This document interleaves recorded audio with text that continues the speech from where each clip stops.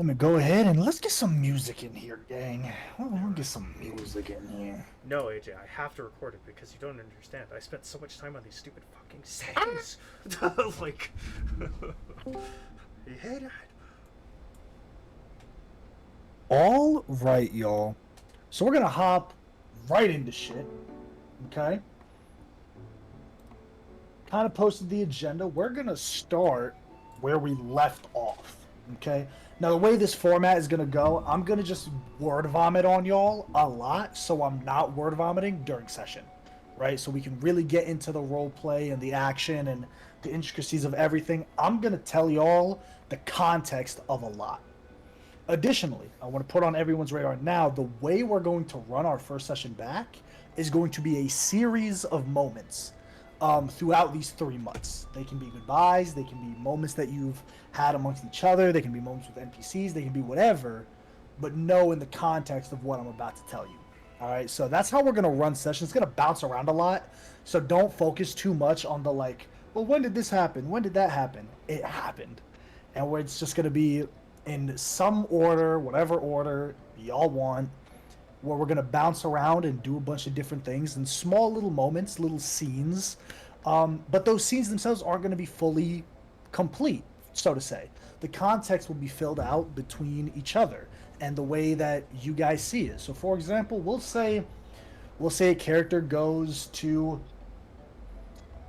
I don't know, I'll do a random example. Say a character goes to fight a bandit camp, right?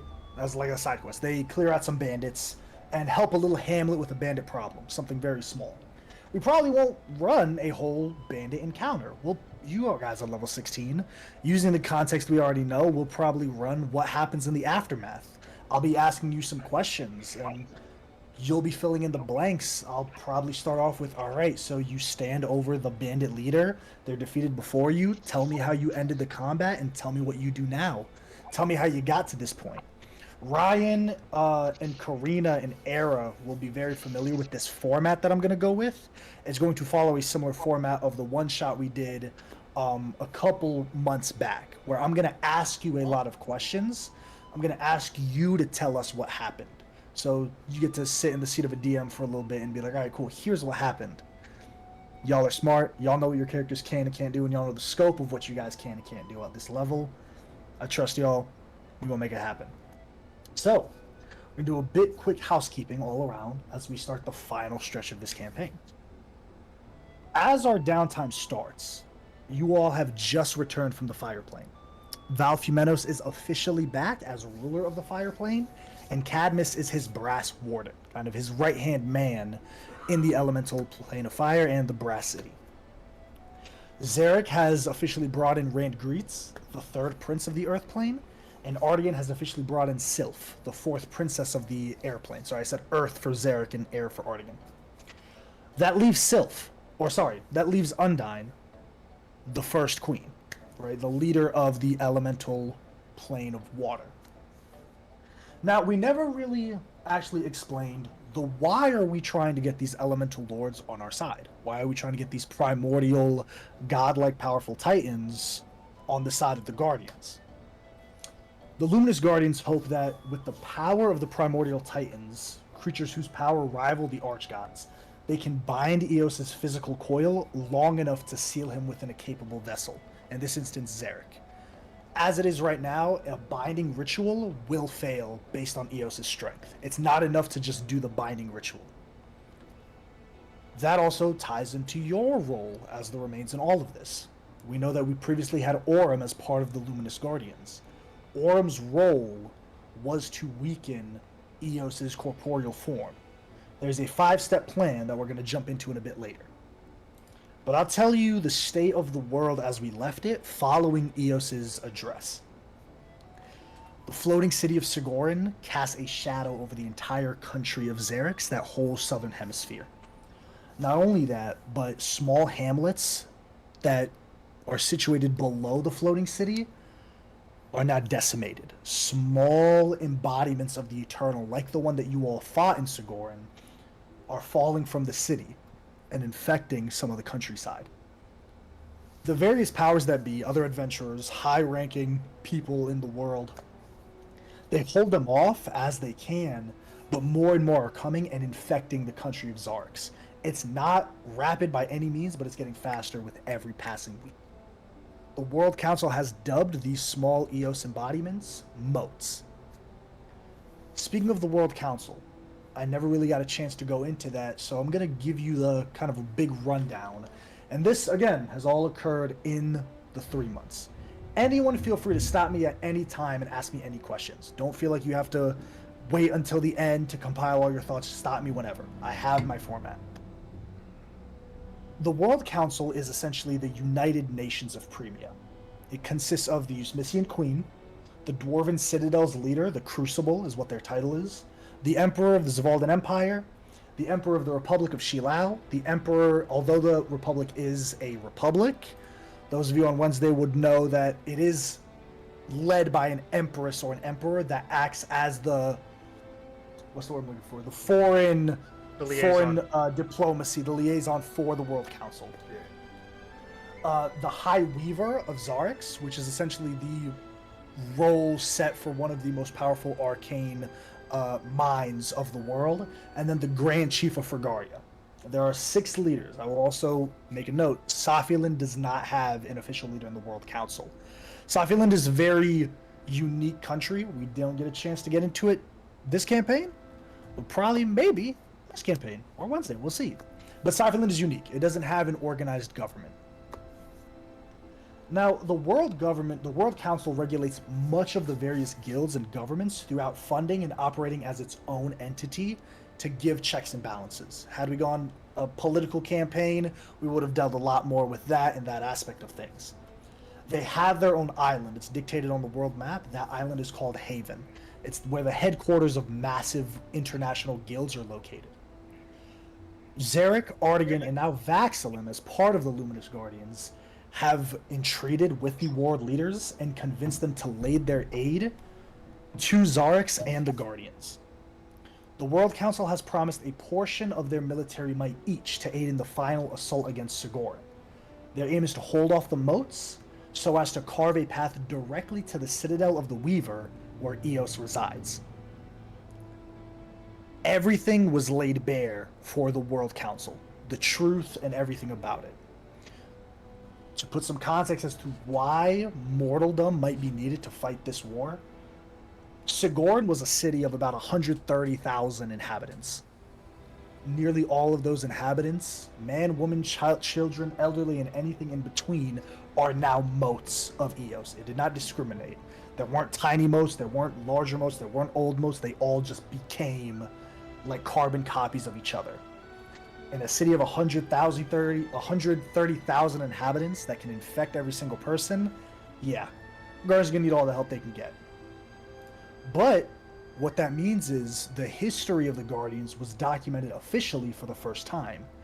And with it, the ancient events of the Final Judgment were laid bare for the world leaders to digest. In time, that information will be released to the rest of the world as well. For now, the World Council's direct policy is one of isolation and treatment. The rhetoric to much of the world is that there is a powerful monster in Zarx, and the Council has launched a covert task force to handle the problem. In a world where people can cast spells and dragons can speak and other monsters can do all various kind of things, it's one of those announcements that's taken the world in a hesitant acceptance. It's a acceptable ignorance that much of the world has solidified into. Okay, cool. The World Council is handling this. That's kind of scary. We all heard something speak to us. Those that weren't in Zarx never saw Eos. They see these motes of light popping up around the world, but other than that, they have nothing to go off of. Again, that information can only be true for so long. But for now, regulating the spread of information and making sure that panic doesn't ensue, that is the official story that everyone in the world, including our Wednesday campaign, might be privy to. All 6 nation leaders have committed to this, except Frigaria's Grand Chief. In a huff, the Grand Chief said, "Let them come. Mother Phrygia will lead our blades should they touch our shores," preferring a culturally appropriate theory of isolationism. Fragaria is not lending their aid to the World Council's fight alongside the Guardians. However, you all have met with the Guardians upon returning to the material plane after reinstating Valfumenos. And as you six represent Orum's will, you also represent her role in this 5-step operation. Step 1. With the World Council's help and all of the world leaders' help. Hey, Bren! Step 1 is an assault on Sigorin with mankind's forces, carving a way to allow this task force, as explained to much of the world, you all know you all, to arrive in the Citadel of the Weaver, the position of the arguably the most dense population of Lafi's worship. 2, you all will fulfill Orum's role, which is to overwhelm Eos and weaken his resilience so that we can get to step 3. The Primordial Titans will bind his weakened form, allowing Zarek to seal him within himself. Which leads to step 4, obviously, the sealing ritual. And once that's done, Artigan will cast the 10th level spell Greater Imprisonment, locking Zarek away in a permanent demi-plane where he'll hold Eos within himself for all eternity. That is the 5-step plan to beat Eos and win this fight that the Guardians and you all have put forth together before breaking on these 3 months. What were... Yeah. Go ahead. What would happen if Zarek died before that? Zarek can't die. Okay. Oh, you mean like if he dies before he binds Eos? Yep. Then what we gotta do is we have the instructions on how to make a new vessel. So either we need to do that, or we need to get one of the other 2 options to volunteer, which is the princess and Smart John. Hove. Yeah. Bingo. So, that also brings a very good point. That plan has a lot of different moving parts. It requires mankind's help, of course, volunteers that the nation leaders are giving in a essentially suicide mission on a massive scale. Once again, Sigorin was a city of 130,000. Launching an assault against 130,000 creatures that, if even one mortal falls, they join their ranks. They're not fighting to win, they're fighting to allow you all a passage into the Citadel where Eos is waiting. In order for this full 5-step plan to work, there are a few more things that are necessary. 1, we need to form a covenant with Undyne to get all 4 elemental titans' power in order to weaken Eos's resilience. And that brings me to my next 3 NPCs of the Guardians. Vaxilim has done a pretty decent job of collecting all of the World Council leaders together. Now being part of the Guardians, he's acted as an envoy to all of them in order to bring about that meeting of the World Council that put all of the cards out on the table. Again, with the Frigarians not joining the table, Vaxilim needs Frigarian might to stand against Eos and his moat. I will remind you all, Frigarian mercenaries are renowned across the world for their strength and for their skill as fighters. They're notorious mercenaries. Only person he needs to convince is the High Chief. 2, Artigan needs to perfect the 10th level spell Greater Imprisonment. And 3, Zarek is traveling to the Feywild for final aid, hoping that there's another extraplanar help that he can be given. Any last-minute allies before this final siege. With that said, that's where those 3 will be spending the majority of these 3 months. You all, again, represent Orum's role as the Guardians. Your job is to weaken Eos. Your job is to fight Eos and weaken his physical form so that the Titans can rip his resiliences away, allowing Zarek to successfully complete the binding ritual. So your job is essentially to beat the fuck out of Eos. All fancy stuff out. That's your job. That's what Orum's job was, being this ancient gold dragon, one of the most powerful creatures on the planet. You guys are fulfilling that role for her. So, that's where those 3 NPCs are at for the 3 months. They don't really take big breaks because they're still on jobs, but you all fulfilling that role of Orum, the instructions to you are very simple. We got this covered. If you want to help, you can help, but we also understand we're asking you to fight a god-level creature. We get that. If you this is the moment where if you have anything you want to wrap up, now is the time. Because once it's go time, once Artigan perfects the 10th level spell, once Zarek is done with the Feywild, and whether Vaxlum is successful or not in bringing the Fragarians to the table, that's when the final step begins. And again, the first step of that is to form a covenant with Undyne. Once that happens, that's when the actual plan will begin. Now, no, Dasha's not going to be coming tonight. She is with Ian. So we're recording, so we're going to follow up with her. She already sent me all her stuff, and I kind of gave her this whole spiel as well. When it comes to Zarex, all of the high-ranking members of the Adventurers Guild, the governments, anyone that can really hold their own and is renowned as a fighter, is being sent to the nation of Zarex to lead a mass exodus. While you all are leaving to go, the plan is, while you all go form a covenant with Undyne in the water plane, Artigan, Zarek, Vaxlum, and the rest of the World Council is going to lock the country of Zarex down. They're going to put magical bindings to lock that country down and not allow any more motes of Eos to get into other countries and spread throughout the world. That is the current plan currently. So once you all finish the covenant with Undyne, that's probably what we'll get into. Any questions before I get into my next part? Because that was a lot. So for Daria, oh, go ahead. No, you go go first. You're good. Okay, we're also polite. So for Daria, they have not been convinced to help. They want to go full lockdown, and like we'll handle it on our terms. Bingo. They're like, I don't give a fuck. That's halfway across the world. We'll deal with it. It's not our problem. We'll deal with it when it's our problem. It's like Norway and Russia currently. And we've met the chieftain, right? The Goliath. You've not met the High Chieftain. Not the High Chieftain. Not the High. Okay, we met a chief that was sent during the rebellion. Okay. And okay. Alright, someone else go. I need to process things. I'm just changing what I'm doing for downtime, so I'm just editing my message to AJ. That's all I'm doing. Sure. Ryan, you got something?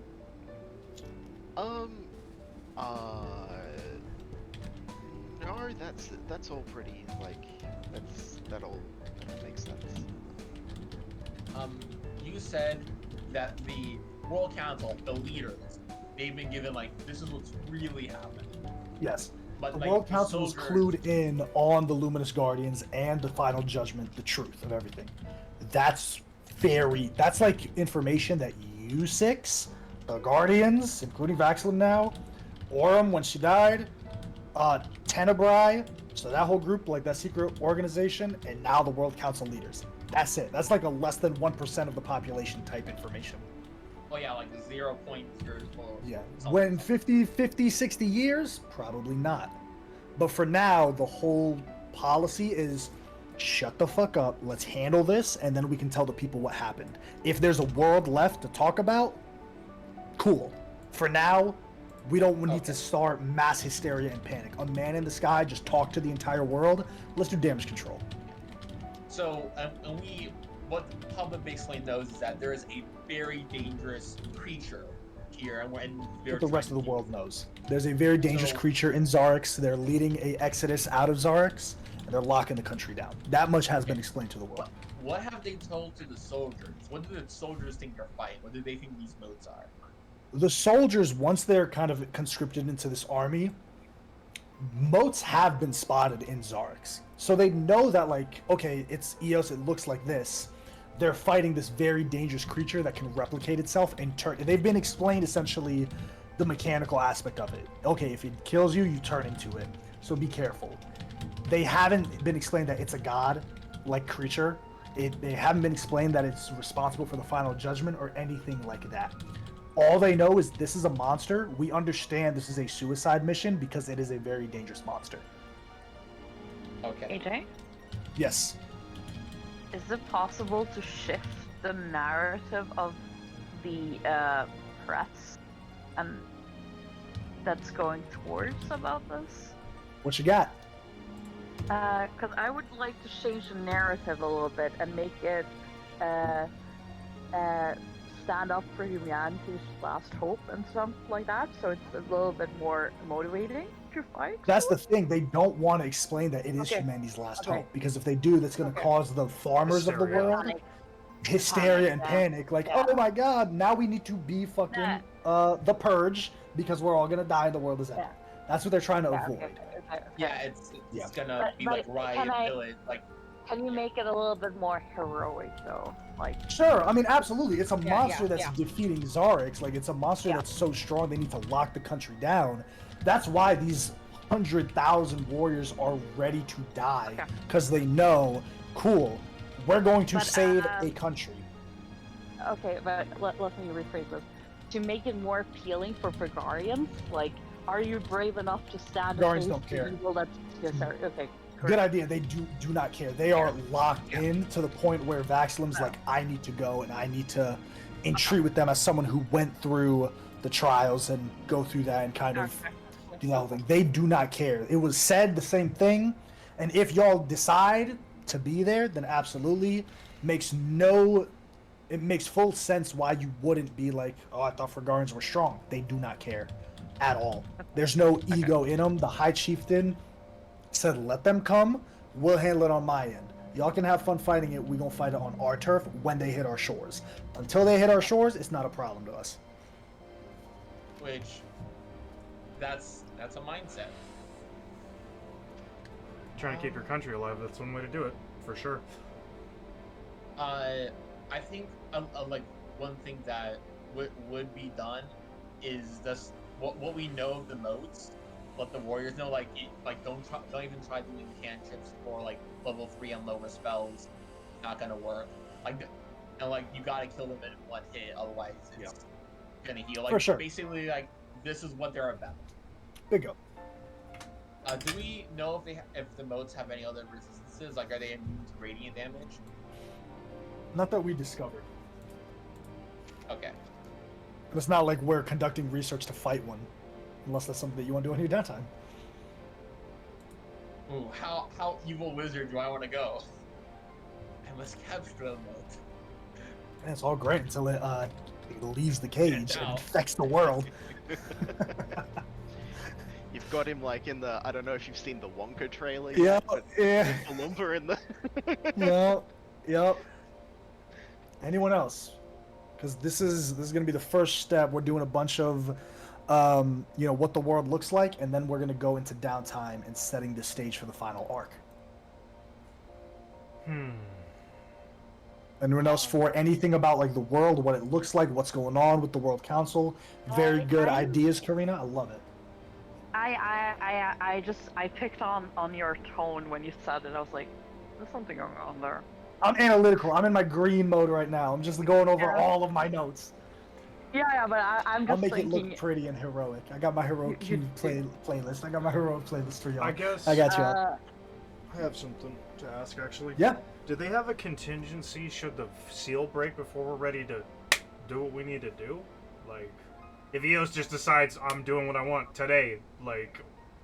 That's basically, if they can't seal Zarix in time, then instead of a one 5-step plan, it literally becomes a 3-step plan. Like, okay, Primordial Titans, we're rushing this shit. We'll fight through this entire city if we have to, and then we're gonna rip Eos's resistances off, bind him in Zarek. That's when the fight ends.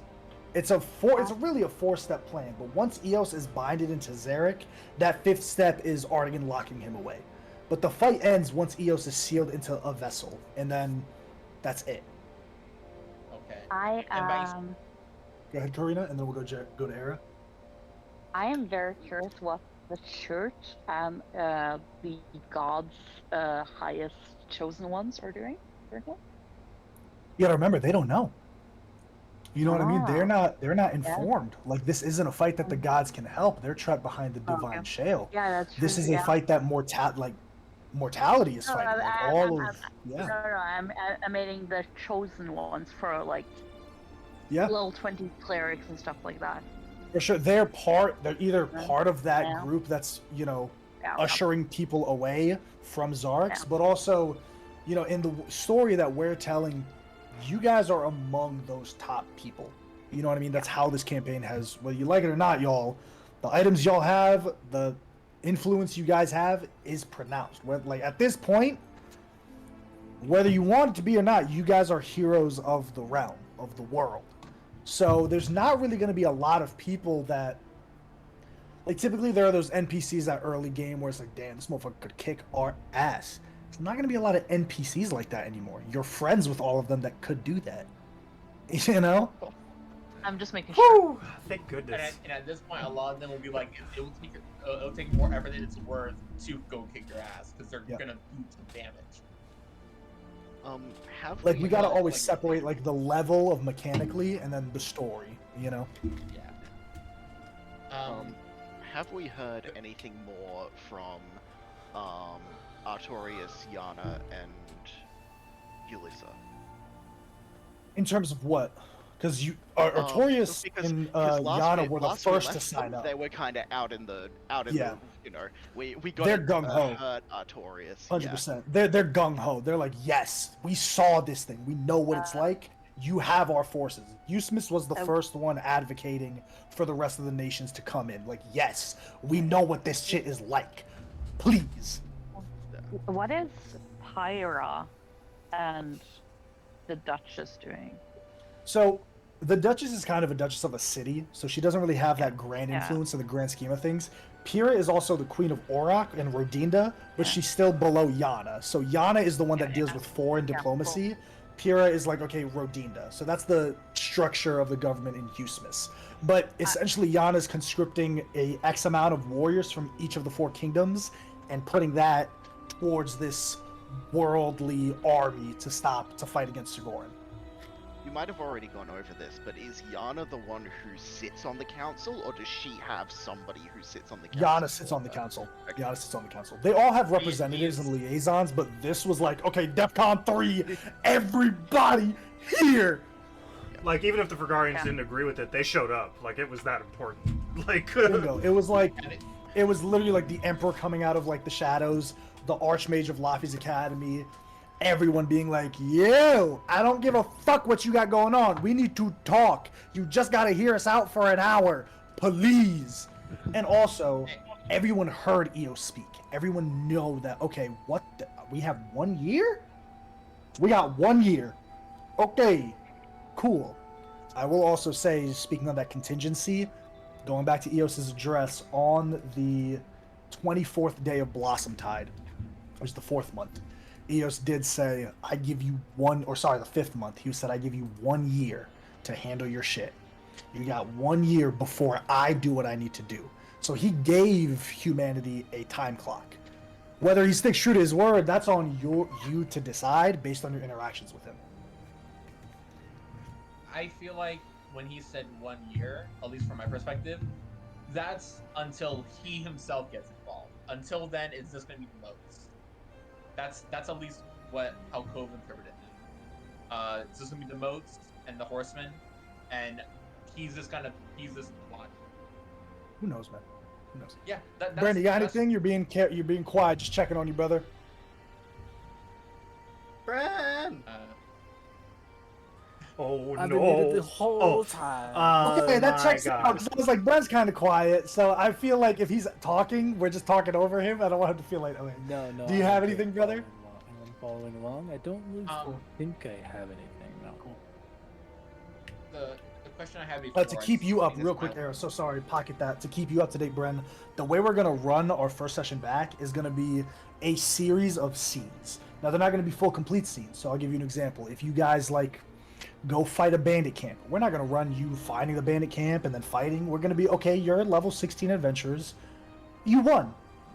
Tell me what happened. So you guys get to step into the DM seat and you get to tell me what happened.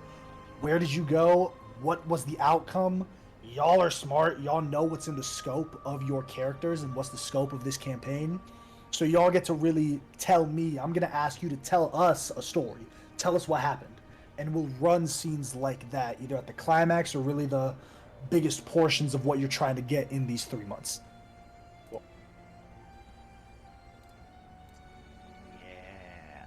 Yeah. Yes, Sarah. And I'm only saying this because I feel like it would make sense. When we like said all this stuff to the World Council, I know like they offered a bit of the army.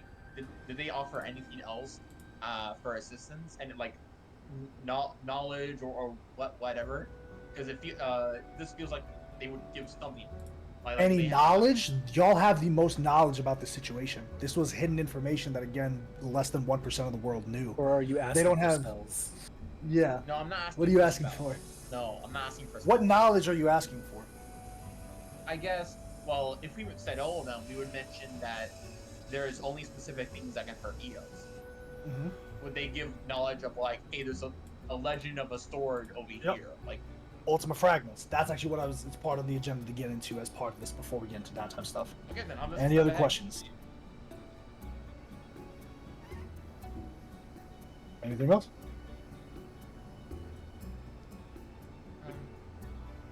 I think I'm gonna get an answer I want for, but no. Okay.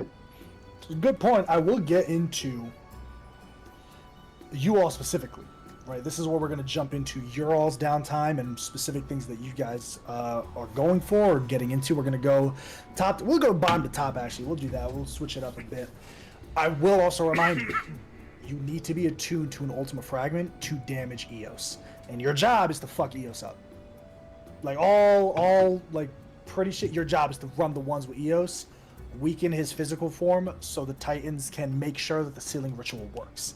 If Zarek tries to seal him as he is now, he's just going to break out of the Pokeball on one shake. Same type of concept. You got to weaken the Pokemon before you catch it. Listen, Same he's got to type be of concept. poisoned, paralyzed, sleeping, 1 HP. You got to sleep him. It's literally the same concept. It's like you're Gotta trying to pull out- catch like gotta a pull out shiny cat legendary. calculator. Yeah, Yep, exactly. literally. Same concept. Give him that Same fake type of slap. concept. Ninth level. Yeah. Full swipe him. While swipe at 1 HP. But by weakening him, does that and by pull his resistances away, does that mean like they specifically want us to burn his legendary resistances? Don't think All right. mechanics. Think thematics. Don't Okay. think mechanics. Thematics. If you Okay, think mechanics, never you're gonna mind. get stuck too much on it. Sorry, We do still have 2 party members that need an Ultima Fragment. So I'll get into that. Now, Zarek and Artigan are very well traveled. You all are very well traveled. A lot of the World Council, these fragments, for a long while, information was swapped, but a lot of the information is very touch and go. It's either inaccurate or the narrators are, unreliable. But you do know, and Chloris, you can corroborate with this, there is a Yep. Ultima Fragment somewhere in the Feywild. I know. Somewhere. There is.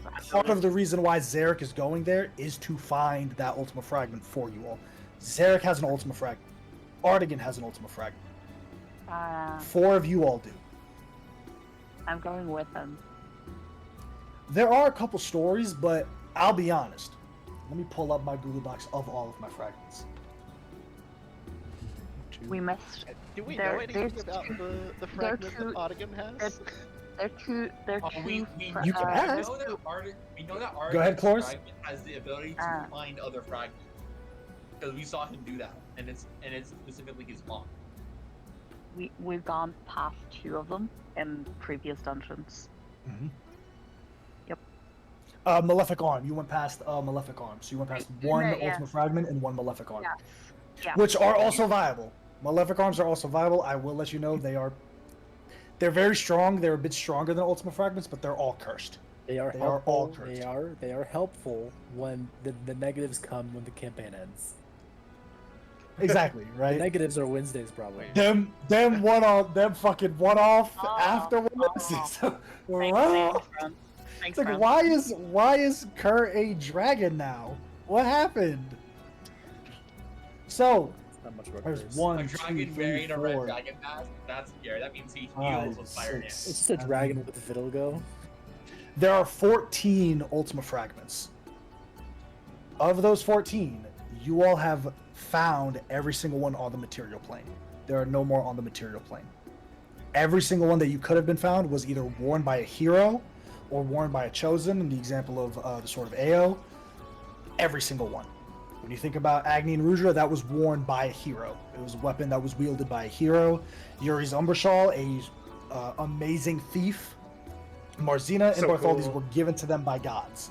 So those are the only, and then also Season's Reign, the whip, and then the only other Ultima Fragment you know to be in the possession of someone else is a shield. And that was in the possession of Abharin, who is a cleric of Karista, the goddess of wisdom. But we also know that he lost it. Like he got separated. He from lost it in Skulldelm in the fighting. He was remaining in Skulldelm to find it. So it's like a whole like area of the city crushed on top of it. This motherfucker gonna find it. It's a fucking artifact. He's not gonna leave it in rubble. It's Well, like yeah. I will overturn every single stone to find this shield. This man is at the that my bottom of the goddess trash has blessed can, for me. toes sticking up in the Yeah. air like he looking. So, you know, there is one in the Feywild. Where? You don't know. There's also a Ultima Fragment in the Netherdeep. We did pass, we did enter in the Netherdeep. The only other one that Artigan lets you know is in the space between planes. It's the only information you got. We will get into that when we come back, because that is also on the agenda needed to do before you can stand against Eos. The goal is to lock Zarix down so the Guardians and the world has enough time to get prepared. If there's ever a fight to get prepared for, it's this one. So it's like, all right, first priority number one, y'all go make a pact with Undyne, get her to join us. Priority number two, lock this shit down. Priority number three, get y'all Ultima Fragments, and then the 5-step plan can work. So there is still a lot of campaign to be done, right? There's still a significant amount for us to do. Hence why it's still going to be another 20 to 30 sessions remaining. So that's plenty of time. Yeah, almost an entire arc. Wink, Yeah. wink. Yeah. I'm gonna So- be level 18, so I can get my shapechanger. Bingo! Um, So that goes into you all. Obviously, there are a couple of y'all. One that still needs to finish the character arc. Sorry, Yuri. High-level character arcs are a bad time. This is But- brutal. or bad It's going to be a fun time. We could So- have a Vampire City. We could have Vampire City. We'll get into that in our wrap-up on how... there's always, like, the moment of, like, the shifting and, like, fucking timelines. Hoxley and Jarlin shifted the campaign so significantly. Eos wasn't a thing until Hoxley and Jarlin left. The move was Tenebrae. Tenebrae was a thing. That wasn't Eos. Things can be whatever AJ needs them to be. Boom! Um, We'll get into that. so It'll be fun. I think it's clear that we're probably gonna go there. Do we know there's an ultimate fragment in the water plane, or In is the that, like, Netherdeep. unknown? In the Netherdeep. Oh, that's The what- that's what Netherdeep it's is a called. unique demi-plane by definition, because it's not its own plane connected to the core of the world. The water plane. Bingo! That's a really good way of placing it. That's a really good way. It has abyssal connections, so some of the abyss bleeds into it, but it is connected to the water plane and the abyss. It's one of those larger demi-planes that doesn't qualify as its own plane, but still exists. Kind of like Limbo, where like Limbo isn't its own plane. It's a massive demi-plane that exists between the spaces of the world. That's Ravenloft, Fable! basically. I mean, What was that? Was we- that Remains of Dread, yeah. Mists. we were gonna go Bingo. to the underdog with a bunch of vampires. Now we're going to the underwater, essentially. With But, vampire that being said, jellyfish, yeah. About characters, if there's anything that you want to see, I don't care. This like story means nothing if you guys aren't having fun. What? And just think about it. You don't have to answer now. I actually would prefer you not to answer now. Think about it. What moments do you want for your character to get to where you want them to be by the resolution of this story? Think about that. What are things? And I'm going to get into 2 different characters today about things that might propel them. Things that just naturally have unfolded based on decisions made throughout the campaign. Discovery and Yuri. Discovery. Artigan has asked you to be his apprentice to help him study the technical aspects of creating this 10th level spell. Whether you choose to accept or deny, that's on you. But no, it will take a significant amount of time. Not all your downtime, of course, because they're still allotting you that. Like, hey, breathe.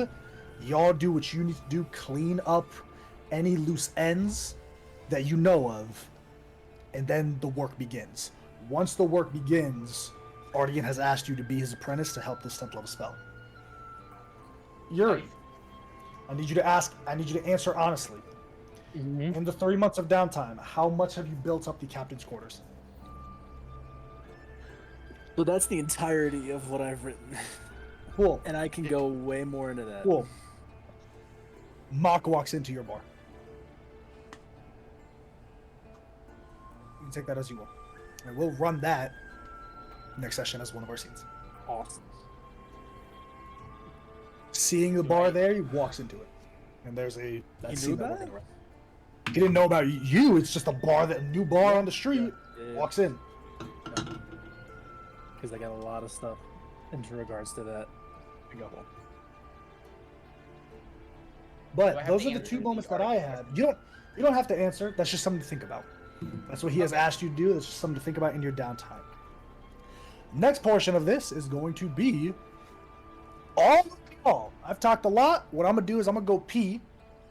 Any questions y'all got on specific characters, on specific things, let me know, because I'm compiling a scene list. I hate referring to them as scenes because it's not a show or a movie. It just makes it easier for the rhetoric. I'm compiling a list of things. Let me know. Anything that you want to see, your top priorities, and that's all going to be session, and then we'll end session when the work begins after this downtime. So this way, we know what Bren made a really good point. We know what's going on. We don't have to worry about, well, this is what I want to do. Can I do this? Can I do that? No, we know what's going to happen. We don't know the intricacies, but we know this is going to happen. Role play this out. This is going to happen. Roll these dice. Stuff like that. I'll be right back. Okay, let's be real. I have a death pool on everyone for the final Okay. battle. Oh, we need to do that. We do all that in the know. basement. Do that in the basement. We need to do that in the basement. as Yeah, well. Yeah. Okay. because I have my predictions, and Era's on number 2. Oh, there is I mean, one I moment. feel bad. I think that's Yeah. Everybody has Bartholdi number 1, right? Like, No, I feel I bad. have myself. I have myself Okay, as one. That's fair. I think Marzine is my number 1. Oh. I do feel like she has like the urge to be a martyr. I don't know.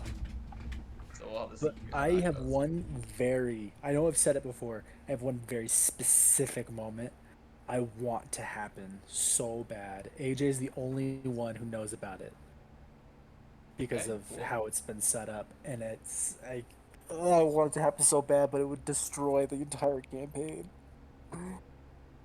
Oh, like over a year ago is the planting of those seeds. I know Cove has something to do with. That'd be Oh, amazing. sorry, go ahead. I thought you were finished. DM me that shit, because I forgot. It sounds so vaguely familiar. Oh, it's literally like a 2-word thing that I can send you, and you know exactly. What Yes. Send it to me. But Yeah. we are now back. Oh, the playlist is over. Here. But when you were gone, I said I have a death pool on everyone for EOS fights. You don't think it's number 1? I put myself. Well, you're going to try to kill yourself. Probably, Damn, yeah. got her. Smashed her. Just instantly. Wham! You almost made AJ to spend all of his pick on his computer. That I was, have Eras too. that was, wow. Forgot about that one. They forgot about that one. They did forget about that one, did they? They Also, forgot about that one. I feel like Cove would mention that back in Rebellion, there was an artificer who was picked into designing like a golem army for the Tyrant King. And wouldn't an army of non-living things be good to help deal with the moats a little bit? Absolutely. There's going to be an aspect of that, but also 130,000. So there are going to be, like, it's a whole force. Like, there's golems, there's monsters that they have. There are Think dragons. like joining, Narnia. you know, It's like sentient Narnia, bro. dragons. That shit's... It's like the Avengers Endgame. Yeah. That's what they yeah, do, I just- man. yeah, Like, that's it's exactly- everything. Absolutely. I would It's just part of I would it. just make sure that like Cove would bring up like, hey, we know like this small town artificer that like.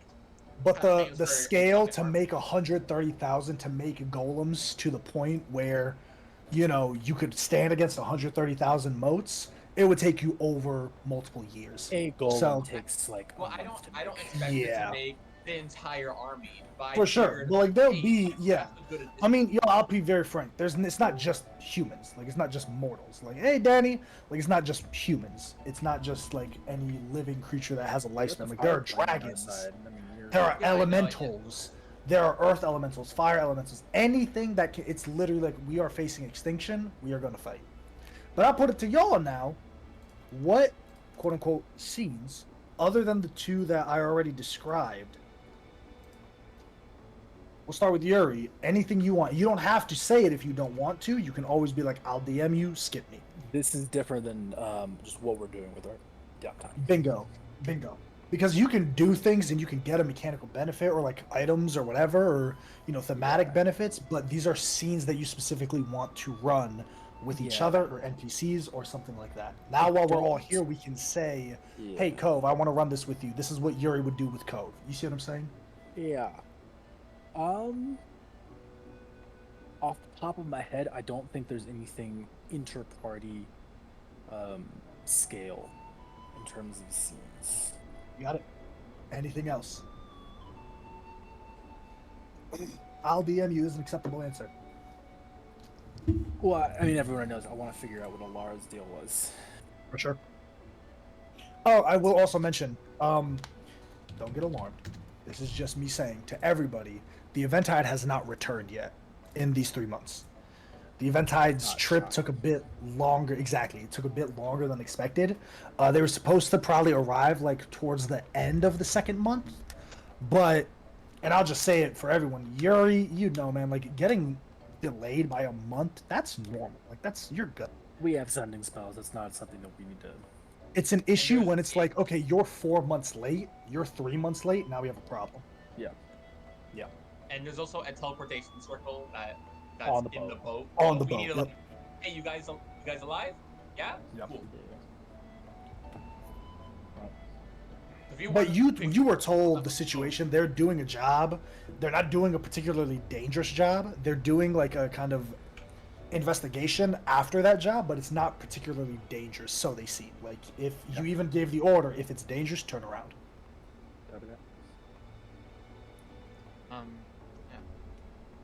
But I am good. Cool. Going to Kurt. I saw that DM. It's juicy. Yes.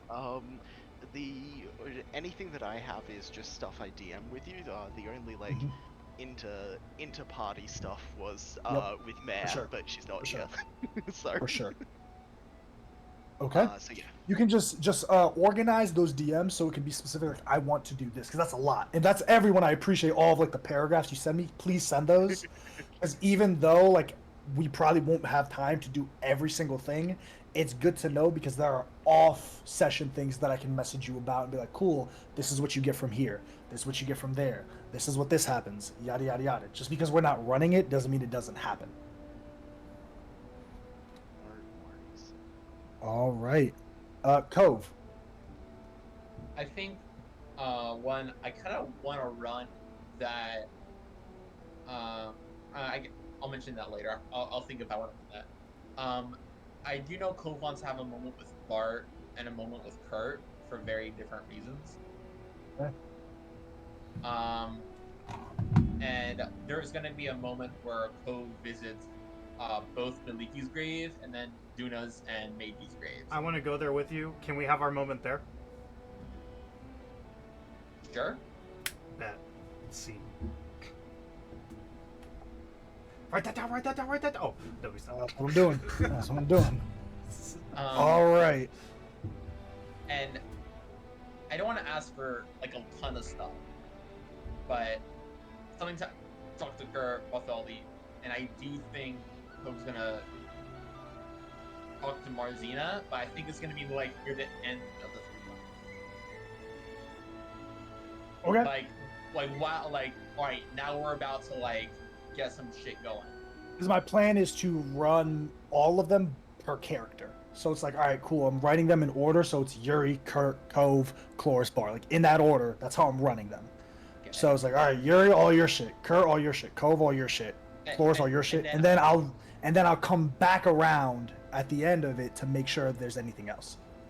And then I sent you the sheet, and there's a lot of stuff in there where Yep. I don't need. We'll talk. We'll talk. I read it. It's a lot. We'll talk. I know. In a good way. In a good way.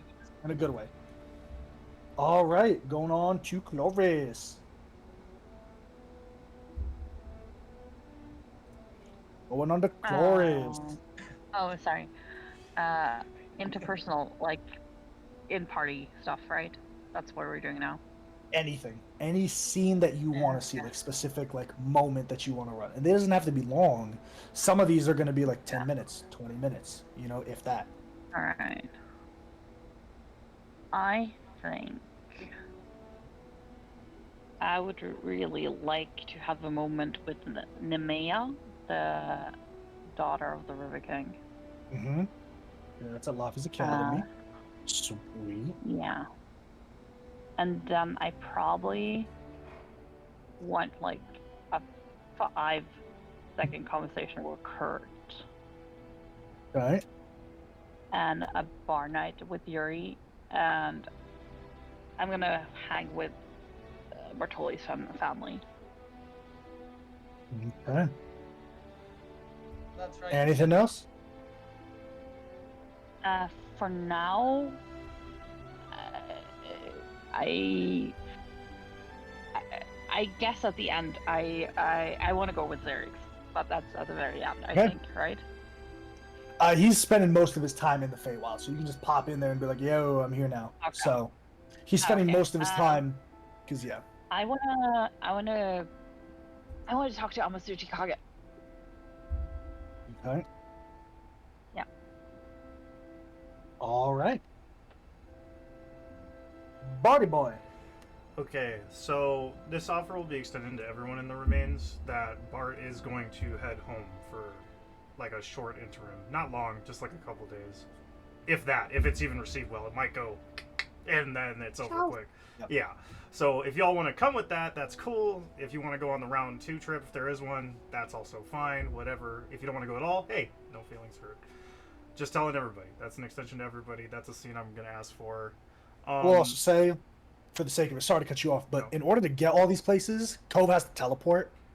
Or Artigan has to teleport. I could take me and Chloris. Or you can planeswalk. You can take one person with planeswalk. Absolutely. That's why if no one. So wants to don't go, worry about like getting places for anyone that's keeping track. Like y'all have teleport. Artigan can teleport. Bart can planeswalk. And we have a tower that can teleport. It's true. Kind of. It teleports. Like it does not really like it moves so quickly that it's teleporting. Like it teleports. It doesn't teleport like 7th level teleport. It teleports like magic circle teleport. Does it make sense? Yeah. That makes sense. You gotta set locations, and then the person who's controlling it needs those Bingo. locations. And there's like a range thing of like, so you don't just teleport in the ground. So like when we went to Domum Swam, it was because Kurt knew where it was, so Kurt just kind of guided it there. Just innately, magically. It's kind of like a Spelljammer ship is the best thing I'll equate it to mechanically. Okay. But go on, sorry, Barthol. No, you're good. I'm definitely going to... I amended it in what I sent you. I'm definitely going to help Vaxilin with the Fragaria thing as well, for sure. That's going to be a big thing I want to do. I also want to talk to... I'm not going to do Vaxilin's dad, actually. I just want to talk to Granny. That we talked about from way back when. And it's just like a stop in, like, I told you I would come back. I'm coming back. Yeah. Like, I'm keeping that promise. Absolutely. Taya's coming in. That's it, pretty much.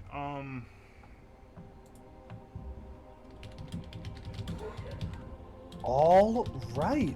Well, that got basically everything. Just need Marzina's stuff as well. I already got most of her, so I'm going to do a quick check, and we're all good unless there's anything else. This is now free forum before we jump into... this is the last time to talk anything about Campaign 1 before we start talking about Campaign 2. I kind of... I really would like to add to the list that side quest for the plant and the arboretum funding with the academy. Okay.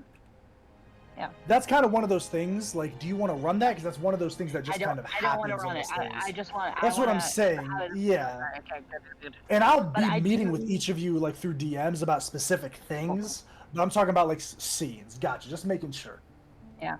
We'll be doing campaign 2 baseline, and then back to here's our downtime, just to go back to that loop of. I'm sorry, I'm not understanding your question one more time. I might be slow. I am slow. Next step of this campaign 2, and then back Yeah. to what individual downtime is. If y'all would like, if y'all think of something while we're talking about campaign 2, absolutely.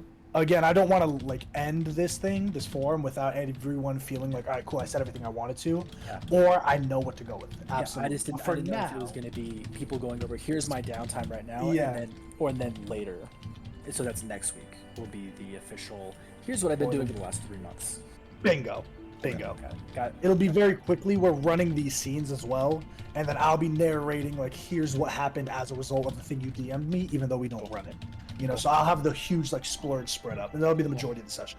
Okay. Don't expect to roll a lot of dice next session, gang. It's gonna be mainly, unless there's like conversations that you're asking for things and et cetera, et cetera. But yeah, cool. Anything else before we jump into campaign 2 talk? Put that file away. I love This is- everyone. I missed you guys. I know. Yeah, it feels I good to miss be you back. guys too. And guys, I just want to thank you guys for letting me be a part of this. 'Cause this is the No, entire we don't talk campaign. like that yet. We don't talk like that yet. We Okay. talk Wait when till it's EOS in. is sealed. No death Yeah. flags. And No we death talk. flags. When Okay. EOS is sealed, then we talk. No death But flags. we are now going to switch gears, gang. Campaign 2. All right. So, I'm going to start off. Had to switch the whole playlist for this one. I'll put it like this. I'm going to preface everything by saying scope is changing. I've mentioned it. Scope is changing. Will we still probably run a campaign to level 20? If y'all want to, absolutely. Will a level 20 on campaign 2 be the same as a level 20 on Friday? No. Scope is changing. My goal, and I've said this, my goal is to walk a very similar line of morality that Wednesday is in, where we're not really lawful or chaotic or anything. There's a group of mutually goal-aligned people with their own alignments. Something like that, right? It's the way Wednesday has kind of, and Danny, Juice, Karina, you guys can attest to this. It's just naturally kind of been like that. Yeah. My goal is to make villains that you as players want to punch in the face. If I can make you be like, "F-," then I win. That's my goal for campaign 2. So I'll preface that. That being said, there's going to be a lot of heartbreak and there's going to be a lot of fun and a lot of love, especially now that we're a lot comfortable with each other. Starting a new campaign is going to be very exciting. So I'm going to start with homebrew and mechanic stuff, kind of crunchy mechanic, which isn't the fun part for me. But we're going to talk about this, all right? So, milestone leveling, as typical. Spellcasting. You can cast 2 spells in 1 turn. However, we're going to be following the rules of Wednesday and Saturday. Only one of them may be greater than 2nd level. So if I cast a 5th level spell, I can only cast another spell that's 2nd level or lower. Cool? Cool. Healing potions. First 2 levels of healing potions are consumed as a bonus action. There will be a significant... What is he doing? I think Grant's talking to something. That's my brother. Oh, hi. Hello. Nice to see you. Oh my Welcome. god. I was like, who the fuck is that? Yeah, Ryan's he brother walked, has a new tattoo. he walked past and he's like making like moves at the camera, and I'm like, you're not on camera. He's like, we'll turn it on then. So That's a brother. Bring Hey, it wait, back. listen. Bring Hey, it sometimes back. you gotta respect Potions, that. Something. God, potions. Something about potions. They will not be readily available at magic shops. There will be significant limits. So if you're thinking you're going to buy 8 healing potions at a magic shop, you're sorely mistaken, my friends. Set that expectation now. Okay? Also, just as a general rule, and this is going to affect every campaign that I run in the future, because I can do it starting at the campaign, it's a weird thing to implement in the middle of a campaign. Magic shops are not going to be a prevalent things I realize that I really like you guys finding magic items. I think you guys like finding magic items and rolling on tables and, hoarding magic items from monsters and taking them from bandits and things like that. So there's going to be a lot more of that. For campaign 2, I'm working painstakingly to make sure that when you say, I loot the body, what do I find? It's not just a couple of silver pieces or copper. We'll roll. We'll see what you find. Okay, maybe you rolled low and you found a nickel. Or you rolled high and you found their +2 longsword that they were using to cook you. So, putting that out there. Now, a couple of revised mechanics. 1 D&D exhaustion rules. Levels 1 through 10 exhaustion. Right? Instead of the weird-ass 1 through 5 bullshit where you die, you just have a -1, -2, -3, up to 10. What does that mean for adventuring? It means adventuring days are going to be grueling. Like, it's up to you guys to set the pace of your adventure. Peanut Gallery! God damn! I'm muting this shit. Yo, it's extra! But it's up to you guys to determine the speed of your adventuring. Do you plow through and move all the way on to take a 2 penalty to every roll you make? Or do you take your time to make sure that when you get there, you're all stopped up? Or there might be situations where you have to get somewhere very quickly and you're going into a fight where you're just exhausted, you're gassed. You get the jump on you, and because you haven't been able to sleep because something's chasing you, you're now rolling with 6 levels of exhaustion. Current classes are not built for that exhaustion rule. A perfect example is the Chronomancy Wizard, right? So don't be surprised if it says 1 level of exhaustion for something that is typically a detriment. I throw on 3 levels of exhaustion. I do some, or 2, or 4, something, right? So just keep an eye on that, because 1 level of exhaustion doesn't hit the same on a 1 through 10 scale. So please keep that in mind. I would be overpowered if we use just the base. Brutal criticals. We're instituting that starting immediately. Brutal criticals. That applies on everything. Again, the way it works is it's you roll the die, it's plus your max rolled plus your modifier. Cool? Cool. Cool. So if EOS critical, that Yeah. That is nice. Disintegrated is more accurate. No. Becoming a moat is even more Becoming accurate. a moat is even more accurate. No. There's also 2 things that I really want to implement. And we've done them to small degrees, but talking about it and putting it out for everybody might make it a lot easier to digest. There's 2 things. 1, hey DM, can I make a deal? Rule of cool is often very hard to implement in situations when you feel like you can't do anything. If there's ever a moment in an encounter, roleplay moment, or combat, you can offer a deal. You can ask, here's what I want to do, here's what I'll give, can this work? What this is you're making a deal. You're not asking for something, you're saying, I will give you this, I will take this, if you give me this. Make sense? Yeah. Something in different. Saying that, yes, go ahead. I want to understand the expectation here. We do have to bring the downside. It's not like, hey DM, I want this. What do you want to give me as a detriment? We have to give you this. Bingo. Is the downside we will take. Will you take this? Bingo. Bingo. Absolutely, Ryan. That brings me to my next point. Yes, Karina. Can I just ask, for example, could it be like, I want this to happen, I am willing to lose a certain spell slot for the rest of the campaign? That's a big one. Absolutely. That's a big one, right? Like, that's a really good way of doing it. It's like you offer, and I would encourage you guys to offer it so you're not fucking yourself up. Make it equal. So it's like, okay, cool, I want to jump on the dragon's back. I'm willing to roll an acrobatics check. If I fail, I'll fall. And I'll be prone in front of it. That's equal, right? Like, cool, something like that. Maybe that's a bad example, but don't be like, I want to grapple the dragon. I will give my life to do so. Like, no, like, make it equal, y'all. Because it's good. This, you know? I rip out my tooth. Wait a minute. Does it always need to be a mechanical thing that's given up? Like, I want to do this, but the strain like makes me go blind in one eye. That'd be cool, but it's also, how does going blind in one eye be a detriment to you? Is that a role-playing thing that you're going to significant? Because you can always say, oh, well, I'm going to pick on you, Aaron. I know you. Oh, but I see with my other eye. Bitch, give me perception with disadvantage. You see what I'm saying? So it almost, either not mechanically, it has to be something that you can consistently see throughout your character. Like, all right, cool, I want to jump through the fire. In return, I will take a fear of flames. So I'm deathly afraid of flames. Every time there's a fire spell, I have to roll a save against fire or something. It's very complicated. Don't think too hard about it. The more you think about it, the less it loses its luster.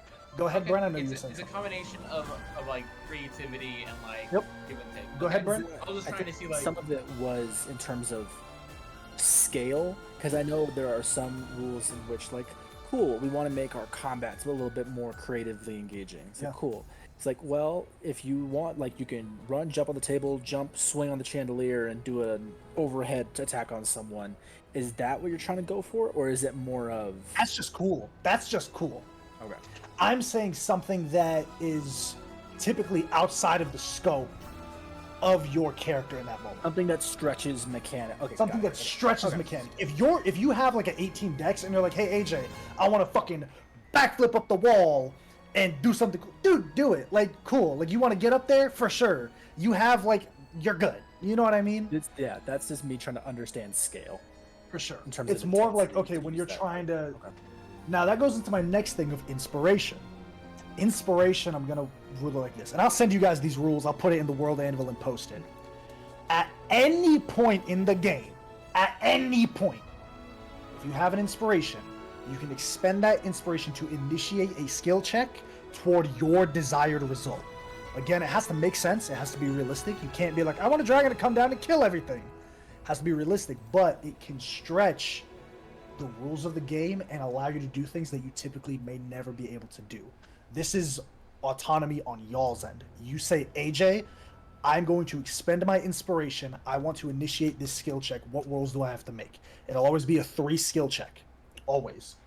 Either on a scale, like, all right, cool, roll me 3d20 of this check, or roll me 3 separate checks, and let's see how well you did. If you come past 2 out of 3 typically, you're good.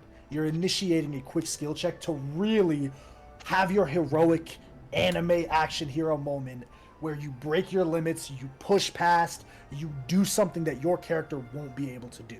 It's much better, in my opinion, than I re-roll. Can you still use inspiration like that? Sure. You can also say, damn, I rolled a 10 or I rolled a 1. I want to use my inspiration. Like, I rolled a 1 on my intimidation check to the guard. I want to roll my inspiration to not only make this guard fearful, but I want to have this fearful presence that allows them to just get the fuck out of my way. Everyone that sees me is off-put by this malicious aura that I'm off-putting. Cool, here's this check. Does that make sense? This is different from the, hey DM, can I make a deal? Because you're not giving anything up. Inspiration takes that role of, hey, I'm giving this thing up, and it allows you to pass the limits of what you can typically do. That'll also tie into narrative feats. Still deciding if I'm going to do that or not for like actual moments in game that are pretty badass. Perfect example on this campaign is like Yuri one-shotting a dragon, like running the ones on a dragon. That's quality of a feat. You know, all right, cool. Once per long rest, you gain advantage on an attack roll against a dragon.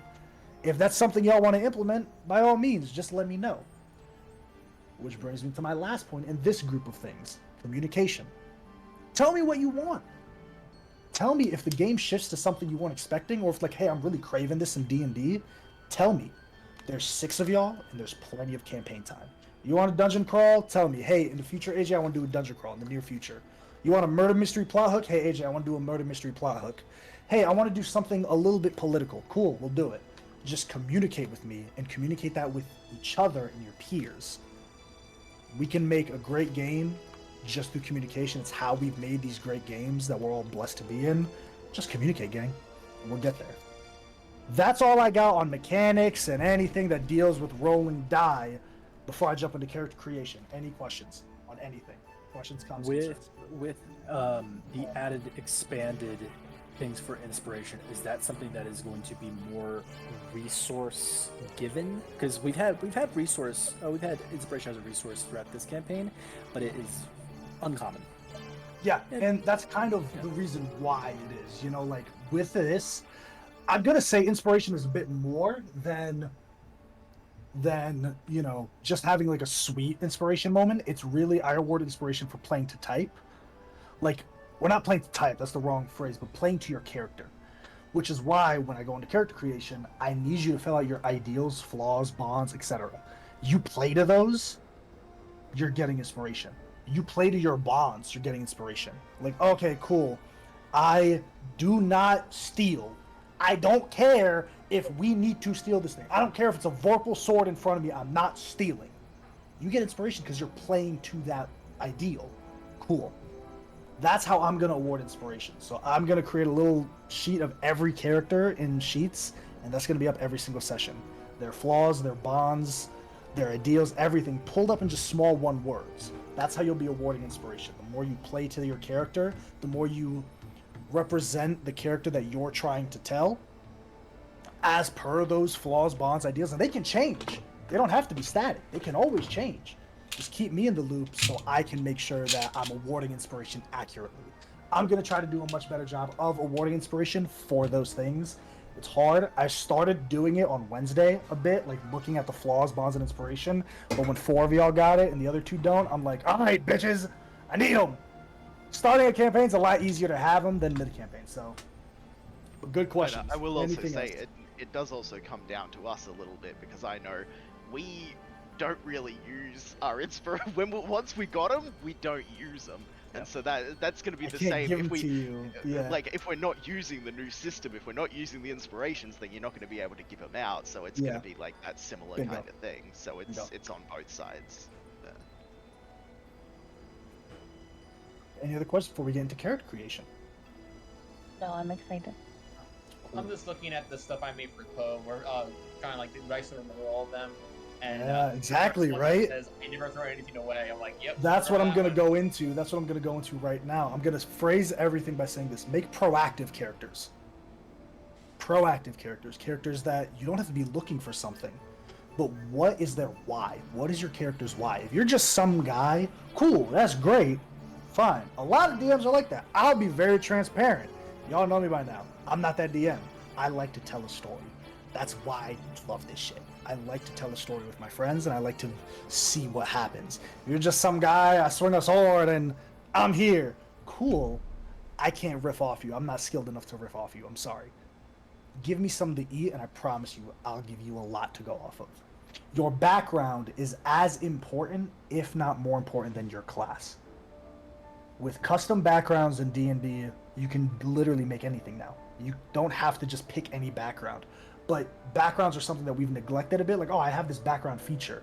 If nothing fits for you, make one. And run it by me. Be like, all right, this is what I want my background feature to be. If you're a folk hero, that background feature is when you go into small hamlets, people have heard of you. You're a king among the small folk. You're a Hercules among the small folk. You should use that. All right. Hey, sir, my name is so-and-so. Oh, shit. Hey, AJ, I want to use this feature. Yours? Oh my god, drinks are on. Do you get a free house for the night? Is everything okay? Why are you here? What's happening? That's going to lend a lot more to storytelling and characterization and roleplay moments, because then it's going to be like, oh shit, party member number 1. I'm party member number 2. You're a hero? What the hell happened? Interesting. As opposed to playing this espionage game of what is your background? Like, what do you do? What are you about? It's like, guys, your backgrounds don't have to be secretive. They can be. Ooh, everyone keeps secrets. This class. Yeah, you can keep the secret to yourself, but also, if that's your character, if your character is secretive, cool. But if your character isn't, why are you being a secret? Why are you withholding anything? Right? Keep that in mind. Fill out, again, I mentioned it, fill out your ideals, flaws, bonds, etc. Playing to those types will award you with inspiration. You don't have to have this grandiose roleplay moment to get inspiration. Only a pivotal moment where you make an in-game decision that reflects these traits. Again, you play to those, you'll rock it out. Now when it goes to point buy, I will be doing point buy typically, but we're going to have a little twist. I will allow you to buy 2 points in point buy reducing a minimum score of 8 to a 6. Do this at your own peril. A 6 score means you have a -2 to that stat. I expect you all to role play to that detriment. An 8 is a dump stat. A 6 is not a dump stat. A 6 is a detriment. A 6 in strength means you probably can't hold a weapon right. A 6 in charisma means you probably aren't sure of yourself or you're really bad at talking to people. If you're taking a 6, which I urge you to do, know that I'm going to be targeting that 6. No. You guys know the game. But also know that it's also an opportunity to gain inspiration and create this character by taking this 6. What that also means is you can, yes, set a score at 17. Or sorry, 16, because you plus 2 more. So you can set a score at 16 and have an 18 off rip. You have a 19 off the bat. With 3, yeah, plus 3 from Tasha's actually. You can have a 19 off the bat. Again, a 6. I will say, if you're having a 6 and you're like, yeah, all right, cool, I'm a 6 in wisdom, but you're making these wise decisions because you as a player are smart, no, you don't know that. Yeah. I will not hesitate to say, no, you don't know that. You have a 6 in wisdom. Shut up. If you have a 6 intelligence, you're a grog, and you're going to have to play like it, regardless of... Bingo. Regardless of how smart you are, you please understand that. It's hard having a 6 stat. It's not easy. I'm just pointing this out. Flores has a 6 stat. Just saying. Now you do. I don't even think you do anymore, man. No, I do. Currently. You got a 6 intelligence. You can't read. How about that? I have a 6 in strength. In strength, yeah. I think the closest, I think Vexalia had a 6 in strength. Yeah, stuff like that. And did she ever swing a sword? I think Londa. Interesting. Did she ever swing a sword? No. Nope.